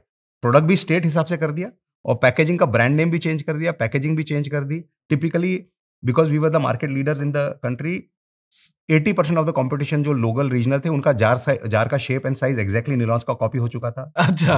तो हमने नया जार लाया इसमें, जो घर में पुराना अचार की बर्नी यूज होती थी, बर्नी का शेप का जार बनाया, ताकि जब हम ऑथेंटिक रीजनल टेस्ट दे रहे हैं तो मतलब हम आपके घर के स्वाद दे रहे हैं तो बर्नी जैसा दिखना चाहिए। तो ये करके अब हमने product innovation and packing innovation combination से अचार में लॉन्च किया। वाओ। तो this was last year initiative. Last year we added 20 crore rupees sales only by these regional recipes. Most of them was launched around June, so around 9 months मिले हैं। ये first full year रहेगा, तो may be around 35 crore जैसा business ये नए innovation हमको देंगे पिकल कैटेगरी के अलावा। Got it. तो सर आप जब असल मराठी की बात करें, हाँ। तो जैसा आपने बोला कि अचार में हर 50-100 किलोमीटर में टेस्ट चेंज हो जाता है, जी। तो जब आप असल मराठी एज अ ब्रांड को महाराष्ट्र में एस्टेब्लिश कर रहे हो, तो क्या आप महाराष्ट्र में भी माइक्रो पॉकेट्स को टारगेट कर रहे हो? 2 चेंजेस किए हमने। एक कंपटीशन लास्ट 20 साल में बढ़ती चली गई और रिटेलर का प्रेशर भी बढ़ता चला गया, हमको ऑफर चाहिए, स्कीम्स चाहिए, जुना सर। तो कहीं ना कहीं सभी कंपनियों ने कहीं ना कहीं अपने जिसको बोलते रेसिपीज को थोड़ा थोड़ा फाइन ट्यून किया कॉस्ट साइड में भी, ताकि वो इस कॉम्पिटिटिव मार्केट में रह सके। एंड एज अ मैन्युफैक्चरर मैं जानता हूं कि वो क्या ट्रांजिशन हो रहा था and I was not happy with it. तो ये जो रीजनल रेसिपी का कंसेप्ट था कि मुझे ओरिजिनल जो घर का अचार है ना वो देना है, तो हमने इसमें कॉस्ट एंगल को हटा दिया। सबसे पहली बात हमने बोला कि जो 2001 में मुझे पापा से जो कंपनी मिली थी और वो जो अचार बेचते थे वो लेवल का अचार का, एक अचार के अंदर फ्रूट, नमक, तेल, मसाला होता है। फ्रूट 25 रुपए की किलो चीज़ है, नमक 5-6 रुपए की है, तेल मसाला 200 रुपए किलो की चीज़ है। एज यू कीप रिड्यूसिंग तेल एंड मसाला, प्रोडक्ट चीपर होते जाएगा, राइट? बट ओरिजिनल घर के अचार में जो तेल और मसाला जैसा होता था अगर वैसा बनाए तो प्रोडक्ट एक्सपेंसिव बनता है। तो ये वापस ओरिजिनल पे हम चले गए। That's number 1। Number 2 fundamental difference हमने ये किया कि महाराष्ट्र के एक्चुअली महाराष्ट्रियन घरों में अचार तीखा बनता है, बट आप most of the Maharashtra company के अचार के ओनर्स की कंपनी को करेंगे, महाराष्ट्र की जो बिगेस्ट कंपनी है, हम हो गए, राम बंधु हो गए, सुहाना हो गए, हम सभी लोग comes from the Marwari Gujarati family, right? तो हम लोग के इसमें घर में अचार तीखा, तो ये हमारी रेसिपीज थी जिसमें अचार तीखे नहीं थे। इसमें कश्मीरी मिर्ची थी जो बिल्कुल तीखी नहीं होती। तो जब असल मराठी बना तो उसमें तीखी मिर्ची डाली गई। तो द डिफरेंस वाज, जब तक हमारा निलॉन्स ही बिक रहा था, रीजनल रेसिपी ही वेस्ट का बिक रहा था, फिर भी उसमें ब्याडगी मिर्ची थी। जब असल मराठी बना तो तीखी मिर्ची बनी। It went more local taste. Same जब पंजाब वाला अचार बना, जो आपको बोल रहा हूँ कि बड़ी फाड़ी, पहले हम एक साइज का फ्रूट काटते थे, लेकिन इस बार जब शेरे पंजाब बना तो फ्रूट के साइज भी अलग कटे। 25 बाय 25 mm का पंजाब के लिए, दिल्ली के लिए 19 बाय 25 mm का कटा, और महाराष्ट्र के लिए 15 बाय 15 भी कटा। तो that is the kind of detailing में हम गए, which created significant more complexity at the back and, but anybody who picks up the product will find it significantly, हाँ ये मेरे घर के जैसा है। But sir, do you think this bet will pay off in the next 5 years? Because Surely. the kind of complexity that I'm imagining it to be, right, which is आप fruits भी अलग कट कर रहे हो, आपका process भी अलग है, आपका जो टेस्ट है वो भी अलग है, कलर भी अलग है, हर स्टेट के लिए अलग है, स्टेट में भी माइक्रो पॉकेट्स है। तो सर ये जो बेट आपने लिया है, क्या ये रिस्की बेट है, क्या ये श्योर शॉट कैलकुलेटिव बेट है? ये बहुत कैलकुलेटिव बेट है, और इसका सिंपल लॉजिक ये है, आज से 15 साल पहले जब हम पढ़ाई, या 20 साल पहले, पता नहीं कितने साल पहले पढ़ाई करते थे, तो एमबीए में बताते थे कि इंडिया का एक स्टेट इज इक्वल टू एक कंट्री ऑफ यूरोप। करेक्ट। तो पोटेंशियल ऑफ इंडिया का एक state should be potential of एक कंट्री ऑफ यूरोप, बट हमारी इकोनॉमी वैसी नहीं थी, आज हो गई है। एक एक स्टेट का GDP is equal to country of Europe GDP बनते जा रहा है, राइट। तो व्हेन आई लॉन्च असल मराठी और उत्तम प्रदेश और दिल्ली दरबार, the intention was not pickle alone, right. आज अगर आप देखेंगे पूरे कंट्री में एक चिकन मसाला बेचा जाता है, राइट। लेकिन अगर आप महाराष्ट्र में जाएंगे तो कोल्हापुरी चिकन अलग बनता है, वराडी चिकन अलग बनता है, खानदेशी चिकन अलग बनता है, नासिक का चिकन अलग बनता है, राइट। इंटेंशन ये है कि असल मराठी को बिल्ड करके फिर आप उसके रीजनेबल, क्योंकि मेरा स्पाइस भी है तो मुझे पेस्ट भी है, तो मुझे ठेचा भी देना है, कोल्हापुरी ठेचा, और दूसरा जो है नागपुर का ठेचा भी अलग बनता है। तो Asal Marathi was not launch for pickle alone as a thought in the mind, it was meant for the Maharashtrian taste culture. Uttam Pradesh, आज आप इंदौर में अगर जाएंगे तो हर जन पोहे में जीरावन डालता है, पूरे देश में और कोई नहीं डालता है। जीरावन का बहुत बड़ा मार्केट है, तो अगर मुझे जीरावन डालना है तो मुझे इंदौरी सराफा जो ब्रांड है एमपी के लिए, तो इंदौरी सराफा ब्रांड में मुझे, और मैंने जितने भी ब्रांड्स के नामकरण किए, all of the brand will give the pride to the consumer. Asal Marathi, Uttam Pradesh, Odia Asmita, Gaurbol Bangla, तो all brands were such created कि आपको ब्रांड सुन के ही लगे ये मुझे प्राइड देता है। करेक्ट सर, असल मराठी सुन के मुझे तो मजा आता है, right. Garvi Gujarat, Rangilo Rajasthan, so all the brands were created to give pride to the consumer. तो that was the thought, but it was not, ये bet was not only for pickle, bet was for the larger play. So better resonance and pickle acts as an entry product for that particular state to help you build a brand. And उसके अंदर then it on that brand rides other products जो वहाँ के लिए regionally उस लोगों के लिए बनाए गए. Okay, so this is more cultural resonance. Than just pickle. Absolutely. Beautiful, understood. Sir, ये जितने भी सारे नाम आपने लिए, ये सारे नॉर्थ और वेस्ट के हैं, तो साउथ इंडिया में क्या सीन है? As I told you, मेरा साउथ वीक मार्केट है. क्यों सर? हम कभी एंटर नहीं किए. मेरा टोटल 100 रुपीज के सेल में 3 रुपया साउथ से आता है.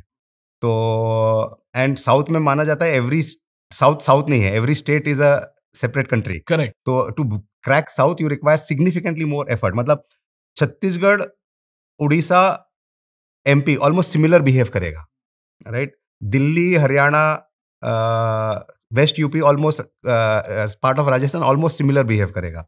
बट साउथ का हर स्टेट अलग डिफरेंटली बिहेव करेगा.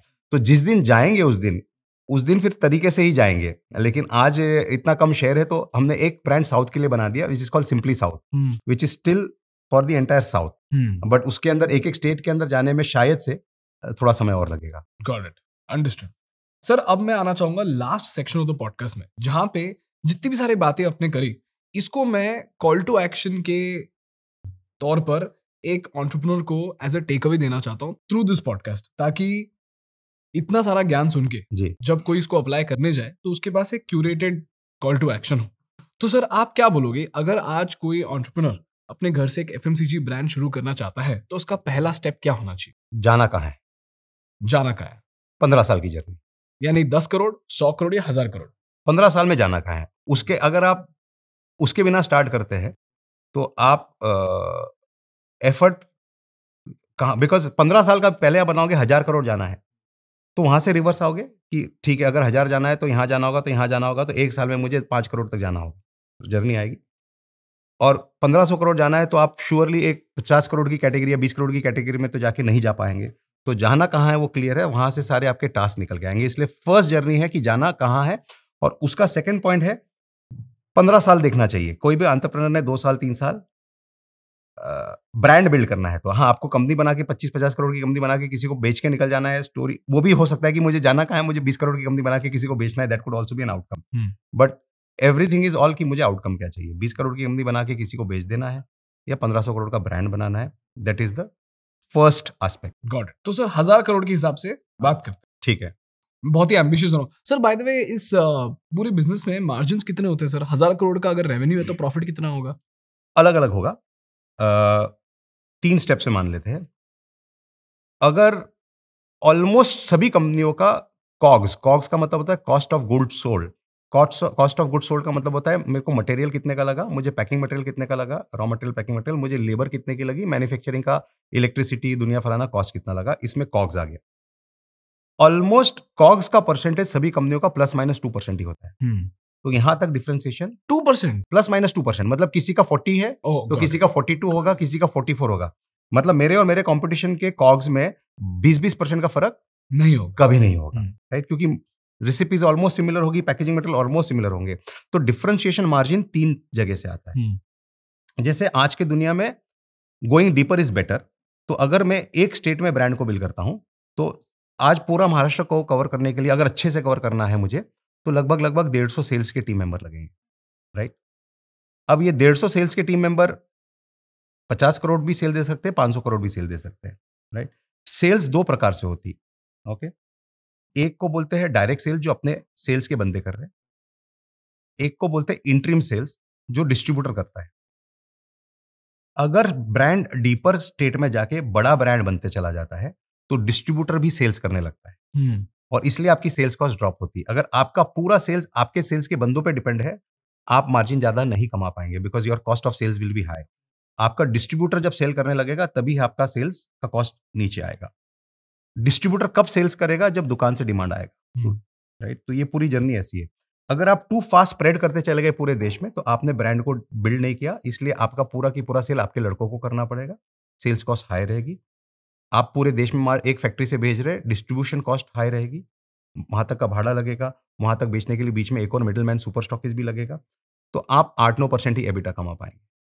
द मोमेंट आप एक स्टेट पे आ गए, आपने 2 खर्चे काट दिए। एक, आपने पूरे कंट्री का ट्रांसपोर्टेशन कॉस्ट काट दिया।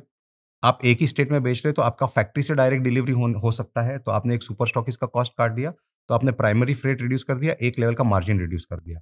तो वहां से आपकी 3 से 4% मार्जिन 9% की 12-13 हो गई।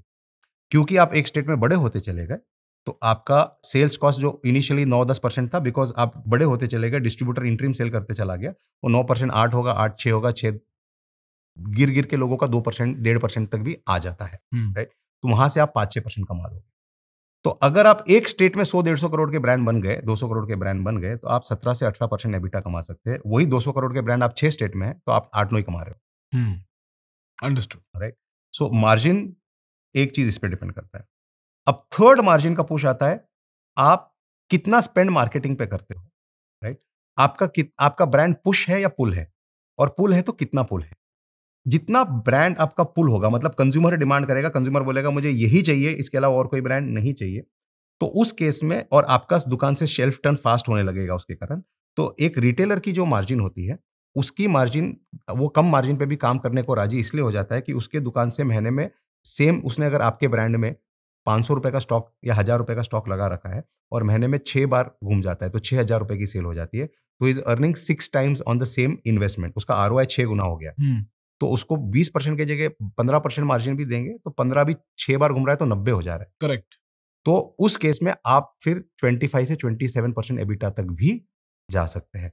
तो अगर आप ब्रांड मल्टीपल स्टेट कर रहे हो, तो 8-9%, अगर एक स्टेट में आ गए, 2 स्टेट में आ गए, बड़ा ब्रांड कर लिए, तो आप 16-17% पे भी जा सकते हो। अगर आप बहुत स्ट्रॉन्ग पुल ब्रांड हो गए, तो आप 20-25 तक भी जा सकते हो। तो ये मैपिंग है। Got it. तो सर अभी आप करंटली कौन से स्टेट पे हो? क्योंकि हम पैन इंडिया में डिस्ट्रीब्यूट कर रहे हैं, हम अभी 8-9 पे है, राइट? बट हमने एक लास्ट 3 साल पहले एक स्ट्रेटेजी किया था, जिसको हम फोकस 5 स्टेट कहते हैं, कि हमको वो 5 स्टेट को 2028 तक एक स्टेट को 100 करोड़ प्लस करना है, ताकि हमारा रीजनल मैन्युफैक्चरिंग करके एक और एग्रेशन ले पाए, सेल्स कॉस्ट नीचे ले पाए। तो अभी हमारे उसमें से 2 साल कंप्लीट हो चुके हैं, 4 स्टेट 50 करोड़ क्रॉस हो चुके हैं, एक स्टेट अभी 30-35 पे है। तो अगले 3 साल में वो 50 को उन चारों स्टेट में 100 करोड़ पे पांचों में पहुंचाएंगे। तो that will be the next leg of margin, जहां 15-16% मार्जिन तक पहुंच जाएंगे। अंडरस्टूड। तो स्टेप नंबर 1 ये है कि आप ये पता करो कि आपको कितनी बड़ी कंपनी बननी है। अगर ये मैंने ठान लिया कि मुझे 1000 करोड़ की कंपनी बननी है, हाँ, तो अब मेरा नेक्स्ट स्टेप क्या होगा? अब मुझे नेक्स्ट स्टेप होगा कि 1000 बननी है, तो अगर FMCG की बात कर रहे हैं और फूड की ही बात कर रहे हैं, तो 1000 करोड़ बनना है तो कौन से कैटेगरी से बनना है, राइट? और मुझे मैक्सिमम काफी बार ये भी होता है कि मैं सब जगह ट्राई कर लेता हूँ। मेरा मानना है कि 1 या 2 ही कैटेगरीज चूज करनी चाहिए। कैसे चूज करनी चाहिए सर? बड़ा समुद्र हो तो ज्यादा आसान। तो जैसे मैंने कहा कि 8-10 कैटेगरी है जो बड़ी है। चिप्स बड़ा है, नमकीन बड़ा है, बिस्किट्स बड़ा है, मसाले बड़े हैं, जूसेस बड़े, ड्रिंक्स बड़े, ये चूज कर लीजिए। और एक निश कैटेगरी चूज कर लीजिए जो छोटी है, जहां से आपको एंट्री मिलना शायद से आसान हो जाए, राइट? तो तो दो कैटेगरीज चूज करनी चाहिए दो चूज कर ले या एक चूज कर ले, एफर्ट उतना ही लगना है, बट 2 से ज्यादा नहीं करना चाहिए। प्रेफरेबली एक ही हो, वो बेटर, राइट? और वो एक हो और बड़ी कैटेगरी हो, जैसे 15,000 करोड़ की कैटेगरी है मसाला, तो वहां इनोवेशन की तरह घुसे तो आपको जगह फास्टर मिलेगी। Got it. तो सर इस पे इनोवेशन कैसे डिफाइन होता है? जैसे आपने बोला प्रोडक्ट इनोवेशन और पैकेजिंग इनोवेशन। अभी एक फॉर एग्जांपल बड़ा इंटरेस्टिंग कंसेप्ट है, ये आपके ऑडियंस को भी अच्छा लगेगा, आपके व्यूअर्स को। ये सुना है मैंने दर्शन भाई से, जिन्होंने अपने लाइफ में 16 सक्सेसफुल ब्रांड बनाए। फॉग। तो उनसे मैंने सुना है, और इससे तगड़ा कंसेप्ट नहीं है। उन्होंने 16 सक्सेसफुल ब्रांड बनाए। पहली कंपनी 3200 करोड़ में बेची, दूसरी 8000 करोड़ में बेची। उनका 4 कंसेप्ट है। स्टेप नंबर 1, कोई भी प्रोडक्ट लॉन्च करो तो 2000 करोड़ की कैटेगरी से नीचे में लॉन्च मत करो। ओके। स्टेप नंबर 2 है कि उसी कैटेगरी में 2000 भी हो, लेकिन कम से कम उस कैटेगरी की करंट एबिटा मार्जिन 20% प्लस हो, बड़े प्लेयर्स की। ठीक है? क्यों? क्योंकि आप जब कैटेगरी में शेयर लेने की कोशिश करेंगे तो आपको स्पेंड करना पड़ेगा। अगर आप 7-8% की एबिटा में कैटेगरी में स्पेंड कर रहे हैं तो हाथ में स्पेंड के बाद आएगा नहीं। 20 में है तो स्पेंड करके भी हाथ में कुछ आ जाएगा। थर्ड, प्रोडक्ट में डिफरेंशिएशन लाओ। फोर्थ, उस डिफरेंशिएशन को 30 सेकंड में कम्युनिकेट करो। डिफरेंशिएशन को कम्युनिकेट करने के लिए कोई टेक्निकल 20-5 मिनट लगेंगे तो अटेंशन स्पैन नहीं होगा, राइट? यही 4 स्टेप है। अगर आप उनकी जितनी भी जर्नी देख लो, तो 2000 करोड़ प्लस की कैटेगरी थी डिओड्रेंट, उसमें उन्होंने बोला कि गैस नहीं है, राइट? गैस को विलन बनाया, नो गैस को हीरो बनाया। पुरानी पारस वाली की जर्नी को देख लीजिए, तो उसमें था कि आप दिन में पीठ के दर्द के साथ ही ऑफिस जाते हो, क्योंकि आपके काला मलम सफेद शर्ट को भी काला कर देता है, दिन भर चिपचिपा फीलिंग देता है। तो सफेद मलम है, नॉन चिपचिपा है। तो आपने काले को और चिपचिपे को विलन बनाया, सफेद और नॉन चिपचिपे को हीरो बनाया। फॉग वाला जो विनी में आप जर्नी देख लीजिए, तो आप कितना भी क्रीम लगा लीजिए, आप गोरे हो नहीं सकते, लेकिन एक ओकेजन के लिए गोरे दिख सकते हैं। तो आपने फेयर एंड लवली को विलन बनाया और आपने व्हाइट टोन को हीरो बनाया। तो एवरी कैटेगरी ही सेड, बड़ी कैटेगरी में जाऊंगा, 2000 crore plus category, 20% plus EBITDA category, current वाले के जो वीकनेसेस उसको क्या मैं अपने आप को हीरो बना सकता हूं, बनाऊंगा और लॉन्च करूंगा, right? So that's the concept he, this is the 4 concept. इसी थॉट प्रोसेस पे देन हम लोग अब इनोवेशन किए। तो हमने यही अब चालू किया कि यार हमको अचार में तो बड़े हैं, पेस्ट में तो बड़े हैं, लेकिन मसाले में बड़े नहीं है। और मसाला 15,000 करोड़ की कैटेगरी फर्स्ट में टिक मार्क आ रहा है, 20% प्लस एबिटा की कैटेगरी टिक मार्क आ रहा है। तो हम क्या करें? हम बोले यार कुछ इनोवेशन करते हैं। तो दिमाग जब लगाए तो बोले कि यार एक्चुअली भारतीय संस्कृति में 70 साल पहले तो पाउडर मसाले बनते ही नहीं थे। जो बनते थे सिलबट्टे पे गीले मसाले बनते थे। तो सभी लोग पाउडर बेच रहे हैं, और सिलबट्टे मसाले में एक्चुअली 40% टेस्ट और अरोमा बेटर आता है विज़ पाउडर, राइट? आजकल एक कुछ सीरियल भी आया है, एक मूवी भी आई है, उसमें भी ये सिलबट्टे में क्यों स्वाद बेटर आता है, ऐसा कुछ ये है। तो हमने सिलबट्टा वाला मसाला बनाया, राइट? पेस्ट फॉर्म में। इसमें 2 चीज थी, एक तो हम पेस्ट में लीडर है, तो पेस्ट में हमारी एक्सेप्टेबिलिटी फास्टर होगी। 40% टेस्ट एंड अरोमा बेटर है। तो हम जो कस्टमर को स्टोरी देंगे, वो स्टोरी का जैसे आप नो गैस है तो एक्चुअली गैस नहीं निकलेगा। तो स्टोरी आप जो बोल रहे हो, व्हाइट क्रीम है और नॉन चिपचिपा है, तो that story should also resonate in your product. Correct. हम बोल रहे हैं 70 साल पुरानी रेसिपी थी और 40% अरोमा और टेस्ट बेटर आता है, और एक्चुअली आता है। अगर इस रूम में मैं खोल दूंगा तो 10 मिनट में इस रूम में सिर्फ उसी मसाले की खुशबू आएगी। ओके। तो वो स्वाद और खुशबू आ रही है। कम्युनिकेशन बहुत ईजी है, बिकॉज एवरीबडी अंडरस्टैंड कि सिलबट्टा में घर में मसाला वही बनता था। तो हमारा कम्युनिकेशन बहुत सिंपल है। तो ये हमने इसी थॉट प्रोसेस को लेके इनोवेशन किया है। अप्रैल के महीने में ही लॉन्च हुआ है। Right now it is getting placed across the country. But इसी थॉट प्रोसेस को 15,000 करोड़ की कैटेगरी में, और ये प्रोडक्ट सक्सेसफुल हो जाए, जो निलॉन्स का स्केल ऑफ डिस्ट्रीब्यूशन है, this can be easily in next 5 years 500 crore product. तो बिकॉज प्रोडक्ट का जो मोट है, जो प्रोडक्ट का डिफरेंशिएटर है, मतलब अगर आपको मैं उस सिलबट्टे के मसाले को, बिरयानी मसाले आपको उंगली में दे दूं कि आप टेस्ट करिए, आप शाम तक 7-8 बजे तक साबुन से हाथ धो लेंगे, आपको दिन भर आपकी फिंगर से वही खुशबू आती रहेगी। It will not leave you. Hmm, तो आपको शाम तक आया बिरयानी का टेस्ट किया था, बिरयानी वो आते रहेगा, right? So that's the differentiator. got it. तो product is differentiating, the story is differentiating. तो ये इनोवेशन अगर कोई व्यक्ति करे, जैसे मैंने कहीं बताया कि मैंने पैकेजिंग इनोवेशन किया सॉस में, मैंने कहीं अचार में पैकेजिंग एंड प्रोडक्ट इनोवेशन किया, तो बड़ी कैटेगरी में यहाँ से शुरुआत करेंगे तो ईजी जगह मिलेगी। अंडरस्टूड। तो ये हो गया आपका प्रोडक्ट इनोवेशन। अगला स्टेप क्या है सर? प्रोडक्ट तैयार हो गया, इनोवेशन तैयार हो गया, उसके बाद आपने सिलेक्ट करना है मुझे कौन से चैनल में बेचना है। शायद and again there choosing a easy channel always help. GT is the most difficult channel and आज के डेट में most of the entrepreneurs e-com, Q-com या Horeca या SMT, MT, मतलब there are so many brands today who are only e-com, Q-com, MT. They are not yet GT. Correct. Because that's a easy way to enter. तो आप वो select कर लीजिए कि मैं ये तरीके से जाऊंगा, राइट? एंड एक एस्पेक्ट इसमें है कि प्रोडक्ट तो ग्रेट होना ही चाहिए। प्रोडक्ट ग्रेट नहीं होगा तो प्लेसमेंट होगा, ट्रायल होगा, रिपीट नहीं आएगा। लेकिन प्लेसमेंट के बाद बहुत एक एफर्ट कंपनीज इन दिनों ट्रायल्स पे करती है, बिकॉज ट्रायल्स होगा तो ही रिपीट होगा। Correct, right? तो आपके पास आज के डेट में प्रोमोटर्स है जो आउटलेट्स पे खड़े हो सकते हैं, आपकी सेल्स टीम है, but the job of getting, because trials old methodology से एडवर्टाइजमेंट से होता था, but for doing advertisement on a national scale is lot of money, even on regional scale is lot of money, but आप local level पे trials generate करने के लिए promoters इसके अंतर्गत ट्रायल्स करवा सकते हैं, but trials is the key to success. और वहां से वर्ड ऑफ माउथ भी स्प्रेड हो जाए। वहां अगर प्रोडक्ट अच्छा है, सो मैं हमेशा 4 स्टेप बोलता हूं: placement, trial, repeat and word of mouth. Word of mouth will be after repeat.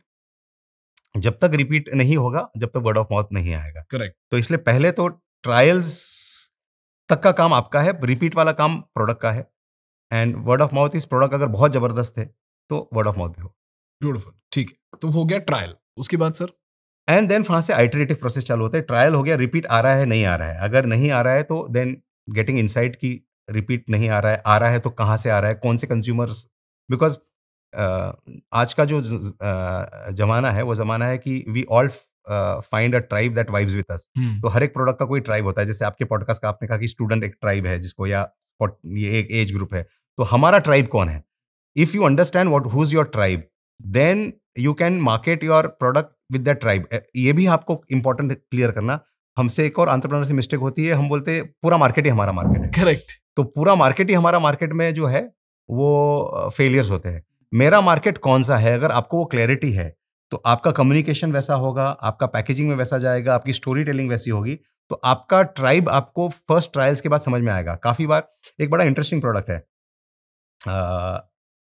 एक सिंगल प्रोडक्ट है नेस्ले का, मसाला ए मैजिक, 5 रुपए का प्रोडक्ट है, सेल होता है 1500 करोड़ का।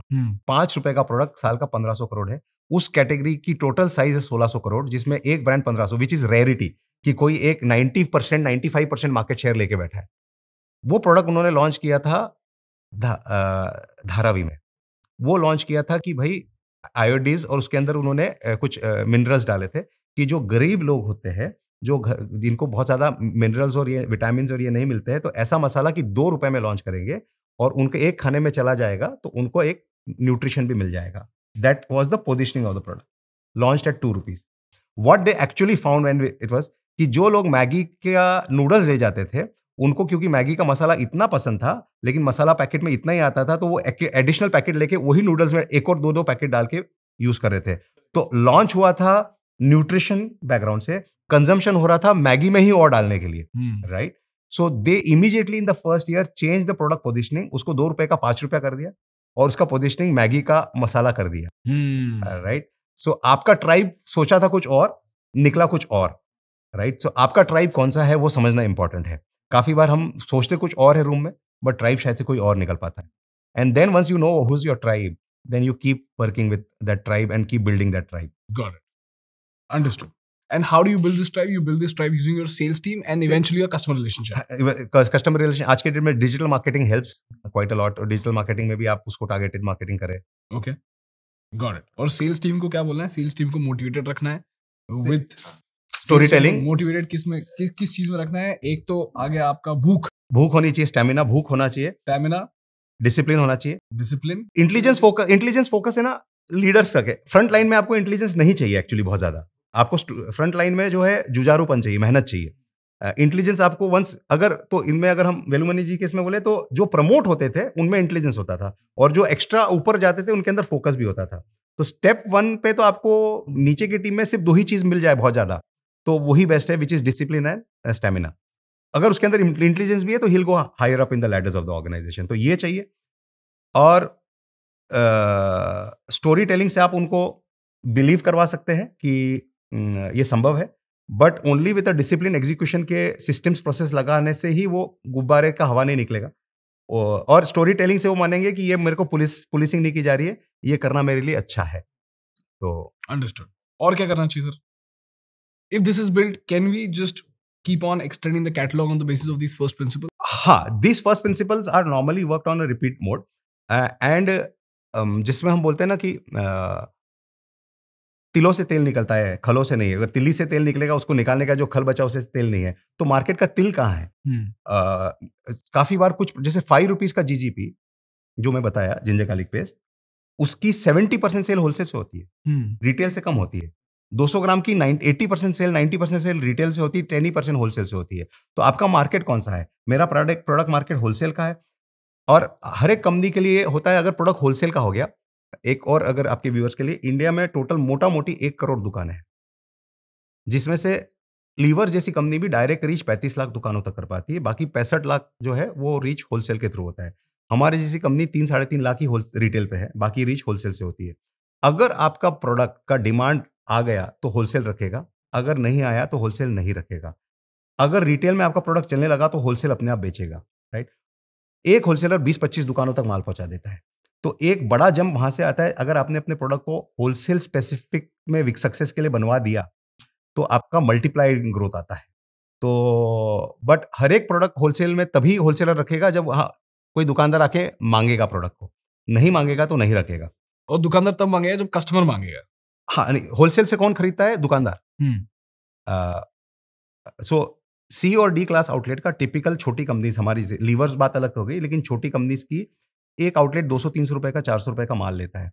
तो फॉर अ डिस्ट्रीब्यूटर की 200 रुपए के लिए डिलीवरी के लिए जाए, 200 रुपए के लिए एक बिल उधारी रखे, डिस्ट्रीब्यूटर टिपिकली अवॉइड कर देते हैं। तो ऐसे काफी सी और डी क्लास आउटलेट्स को कवरेज ही नहीं मिलता। वो लोग क्या करते हैं, हफ्ते, महीने में, 15 दिन में एक बार होलसेल मार्केट में जाते हैं, रिक्शा लेके जाते हैं, और उनको जो जो माल अपनी दुकान में बेचना है वो इकट्ठे उस होलसेल में एक दुकान से साबुन ले लेंगे, एक से कुछ और ले लेंगे करके अपनी रिक्शा भर के अपने आउटलेट के लिए लेके आ जाते हैं। उस होलसेलर के साथ उनका रिलेशनशिप होता है कि अगली बार आऊंगा, इसका पैसा दे दूंगा, अगला माल ले लूंगा। That's the way that circle works. But जो दुकानदार वो माल अपने दुकान पे बेचने ले जा रहा है, वो वही ले जा रहा है, आइदर उस आइटम में उसको एक्स्ट्रा ऑर्डिनरी मार्जिन है और वो सोचता है कि आइटम में किसी को पकड़ा दूंगा वो ले लेगा, कोई दिक्कत नहीं है, और वो आइटम का बहुत अच्छा डिमांड है और उसको मालूम है ले जाएगा तो बिक जाएगा। 2 ही आइटम ले जाएगा कि भाई मैं अगर एक्स कंपनी का साबुन ले जाता तो टिकिया पे 2 रुपया कमाता, यहाँ टिकिया पे 6 रुपया कमा रहा हूँ, तो मैं किसी को पकड़ा दूंगा, 4 कस्टमर को पकड़ा दूंगा तो 24 रुपया मिल जाएगा अगेंस्ट 8 रुपया। या वो ले जाएगा कि 2 मिल रहा है लेकिन ले जाऊंगा तो मेरी दुकान से 20 साबुन बिक जाएंगे। ब्यूटीफुल। तो ये 2 ही चीज वो ले जाएगा। तो आप इनमें अगर पहुंच गए, आइदर आप बहुत ज्यादा मार्जिन देके बहुत ज्यादा मार्जिन देंगे, मतलब आपकी प्रॉफिटेबिलिटी कम हो गई, बट बहुत ज्यादा मार्जिन उन्हीं आइटम में देंगे जो 10-10, 20-20, 50,000 करोड़ के मार्केट है। बहुत ज्यादा मार्जिन आपने 200 करोड़ वाले आइटम में दे दी तो फिर भी नहीं बिकेगा। करेक्ट। देन आपको देखना है कि अगर रिटेल में डिमांड क्रिएट कर दी तो होलसेल वाला अपने आप, रिटेल जो सी और डी वाला आउटलेट है वो होलसेल से अपने आप ले जाएगा। Understood. Is that all sir? This is first principle. So ये करने से हम एक लेवल तक पहुंचेंगे एंड देन वही चीज रिपीट मोड पे देखते रहिए। हम जैसे आज भी अभी हम 20 दिन मार्केट में है, तो हर एक कैटेगरी का हमने बोला है, पिकल कैटेगरी हम ऑलरेडी स्ट्रांग है, फिर भी हर एक बंदा हर महीने एक नया होलसेल खोलेगा। हम अगर कोई सॉस कैटेगरी में अभी बहुत ज्यादा स्ट्रांग नहीं, तो हर एक बंदा हर महीने 3-3 नए होलसेल खोलेगा। तो अभी भी हम वही टारगेट दे रहे हैं, because you then keep doing this and repeat mode, because ultimately धंधा वहीं से आएगा। बहुत ही बढ़िया sir. Thank you so much. Thank you so much, sir. You know, in fact, this is the first podcast where I've actually summarized everything at the end. This is the first podcast where we actually have a concrete call to action, which is lasting about 1.5 pages. So thank you so much, sir. Thank you so much. It was fun. It was such an amazing thing. It's almost like a free MBA for anybody who's wanting to get into FMCG, sir. This was wonderful. You're like a teacher to me, sir. मुझे ऐसा लग रहा था कि बस एक whiteboard की कमी है, लेकिन मदद मुझे बहुत है, sir. Thank you, Ganesh ji. Thank you so much, sir. Thank you so much. Thank you.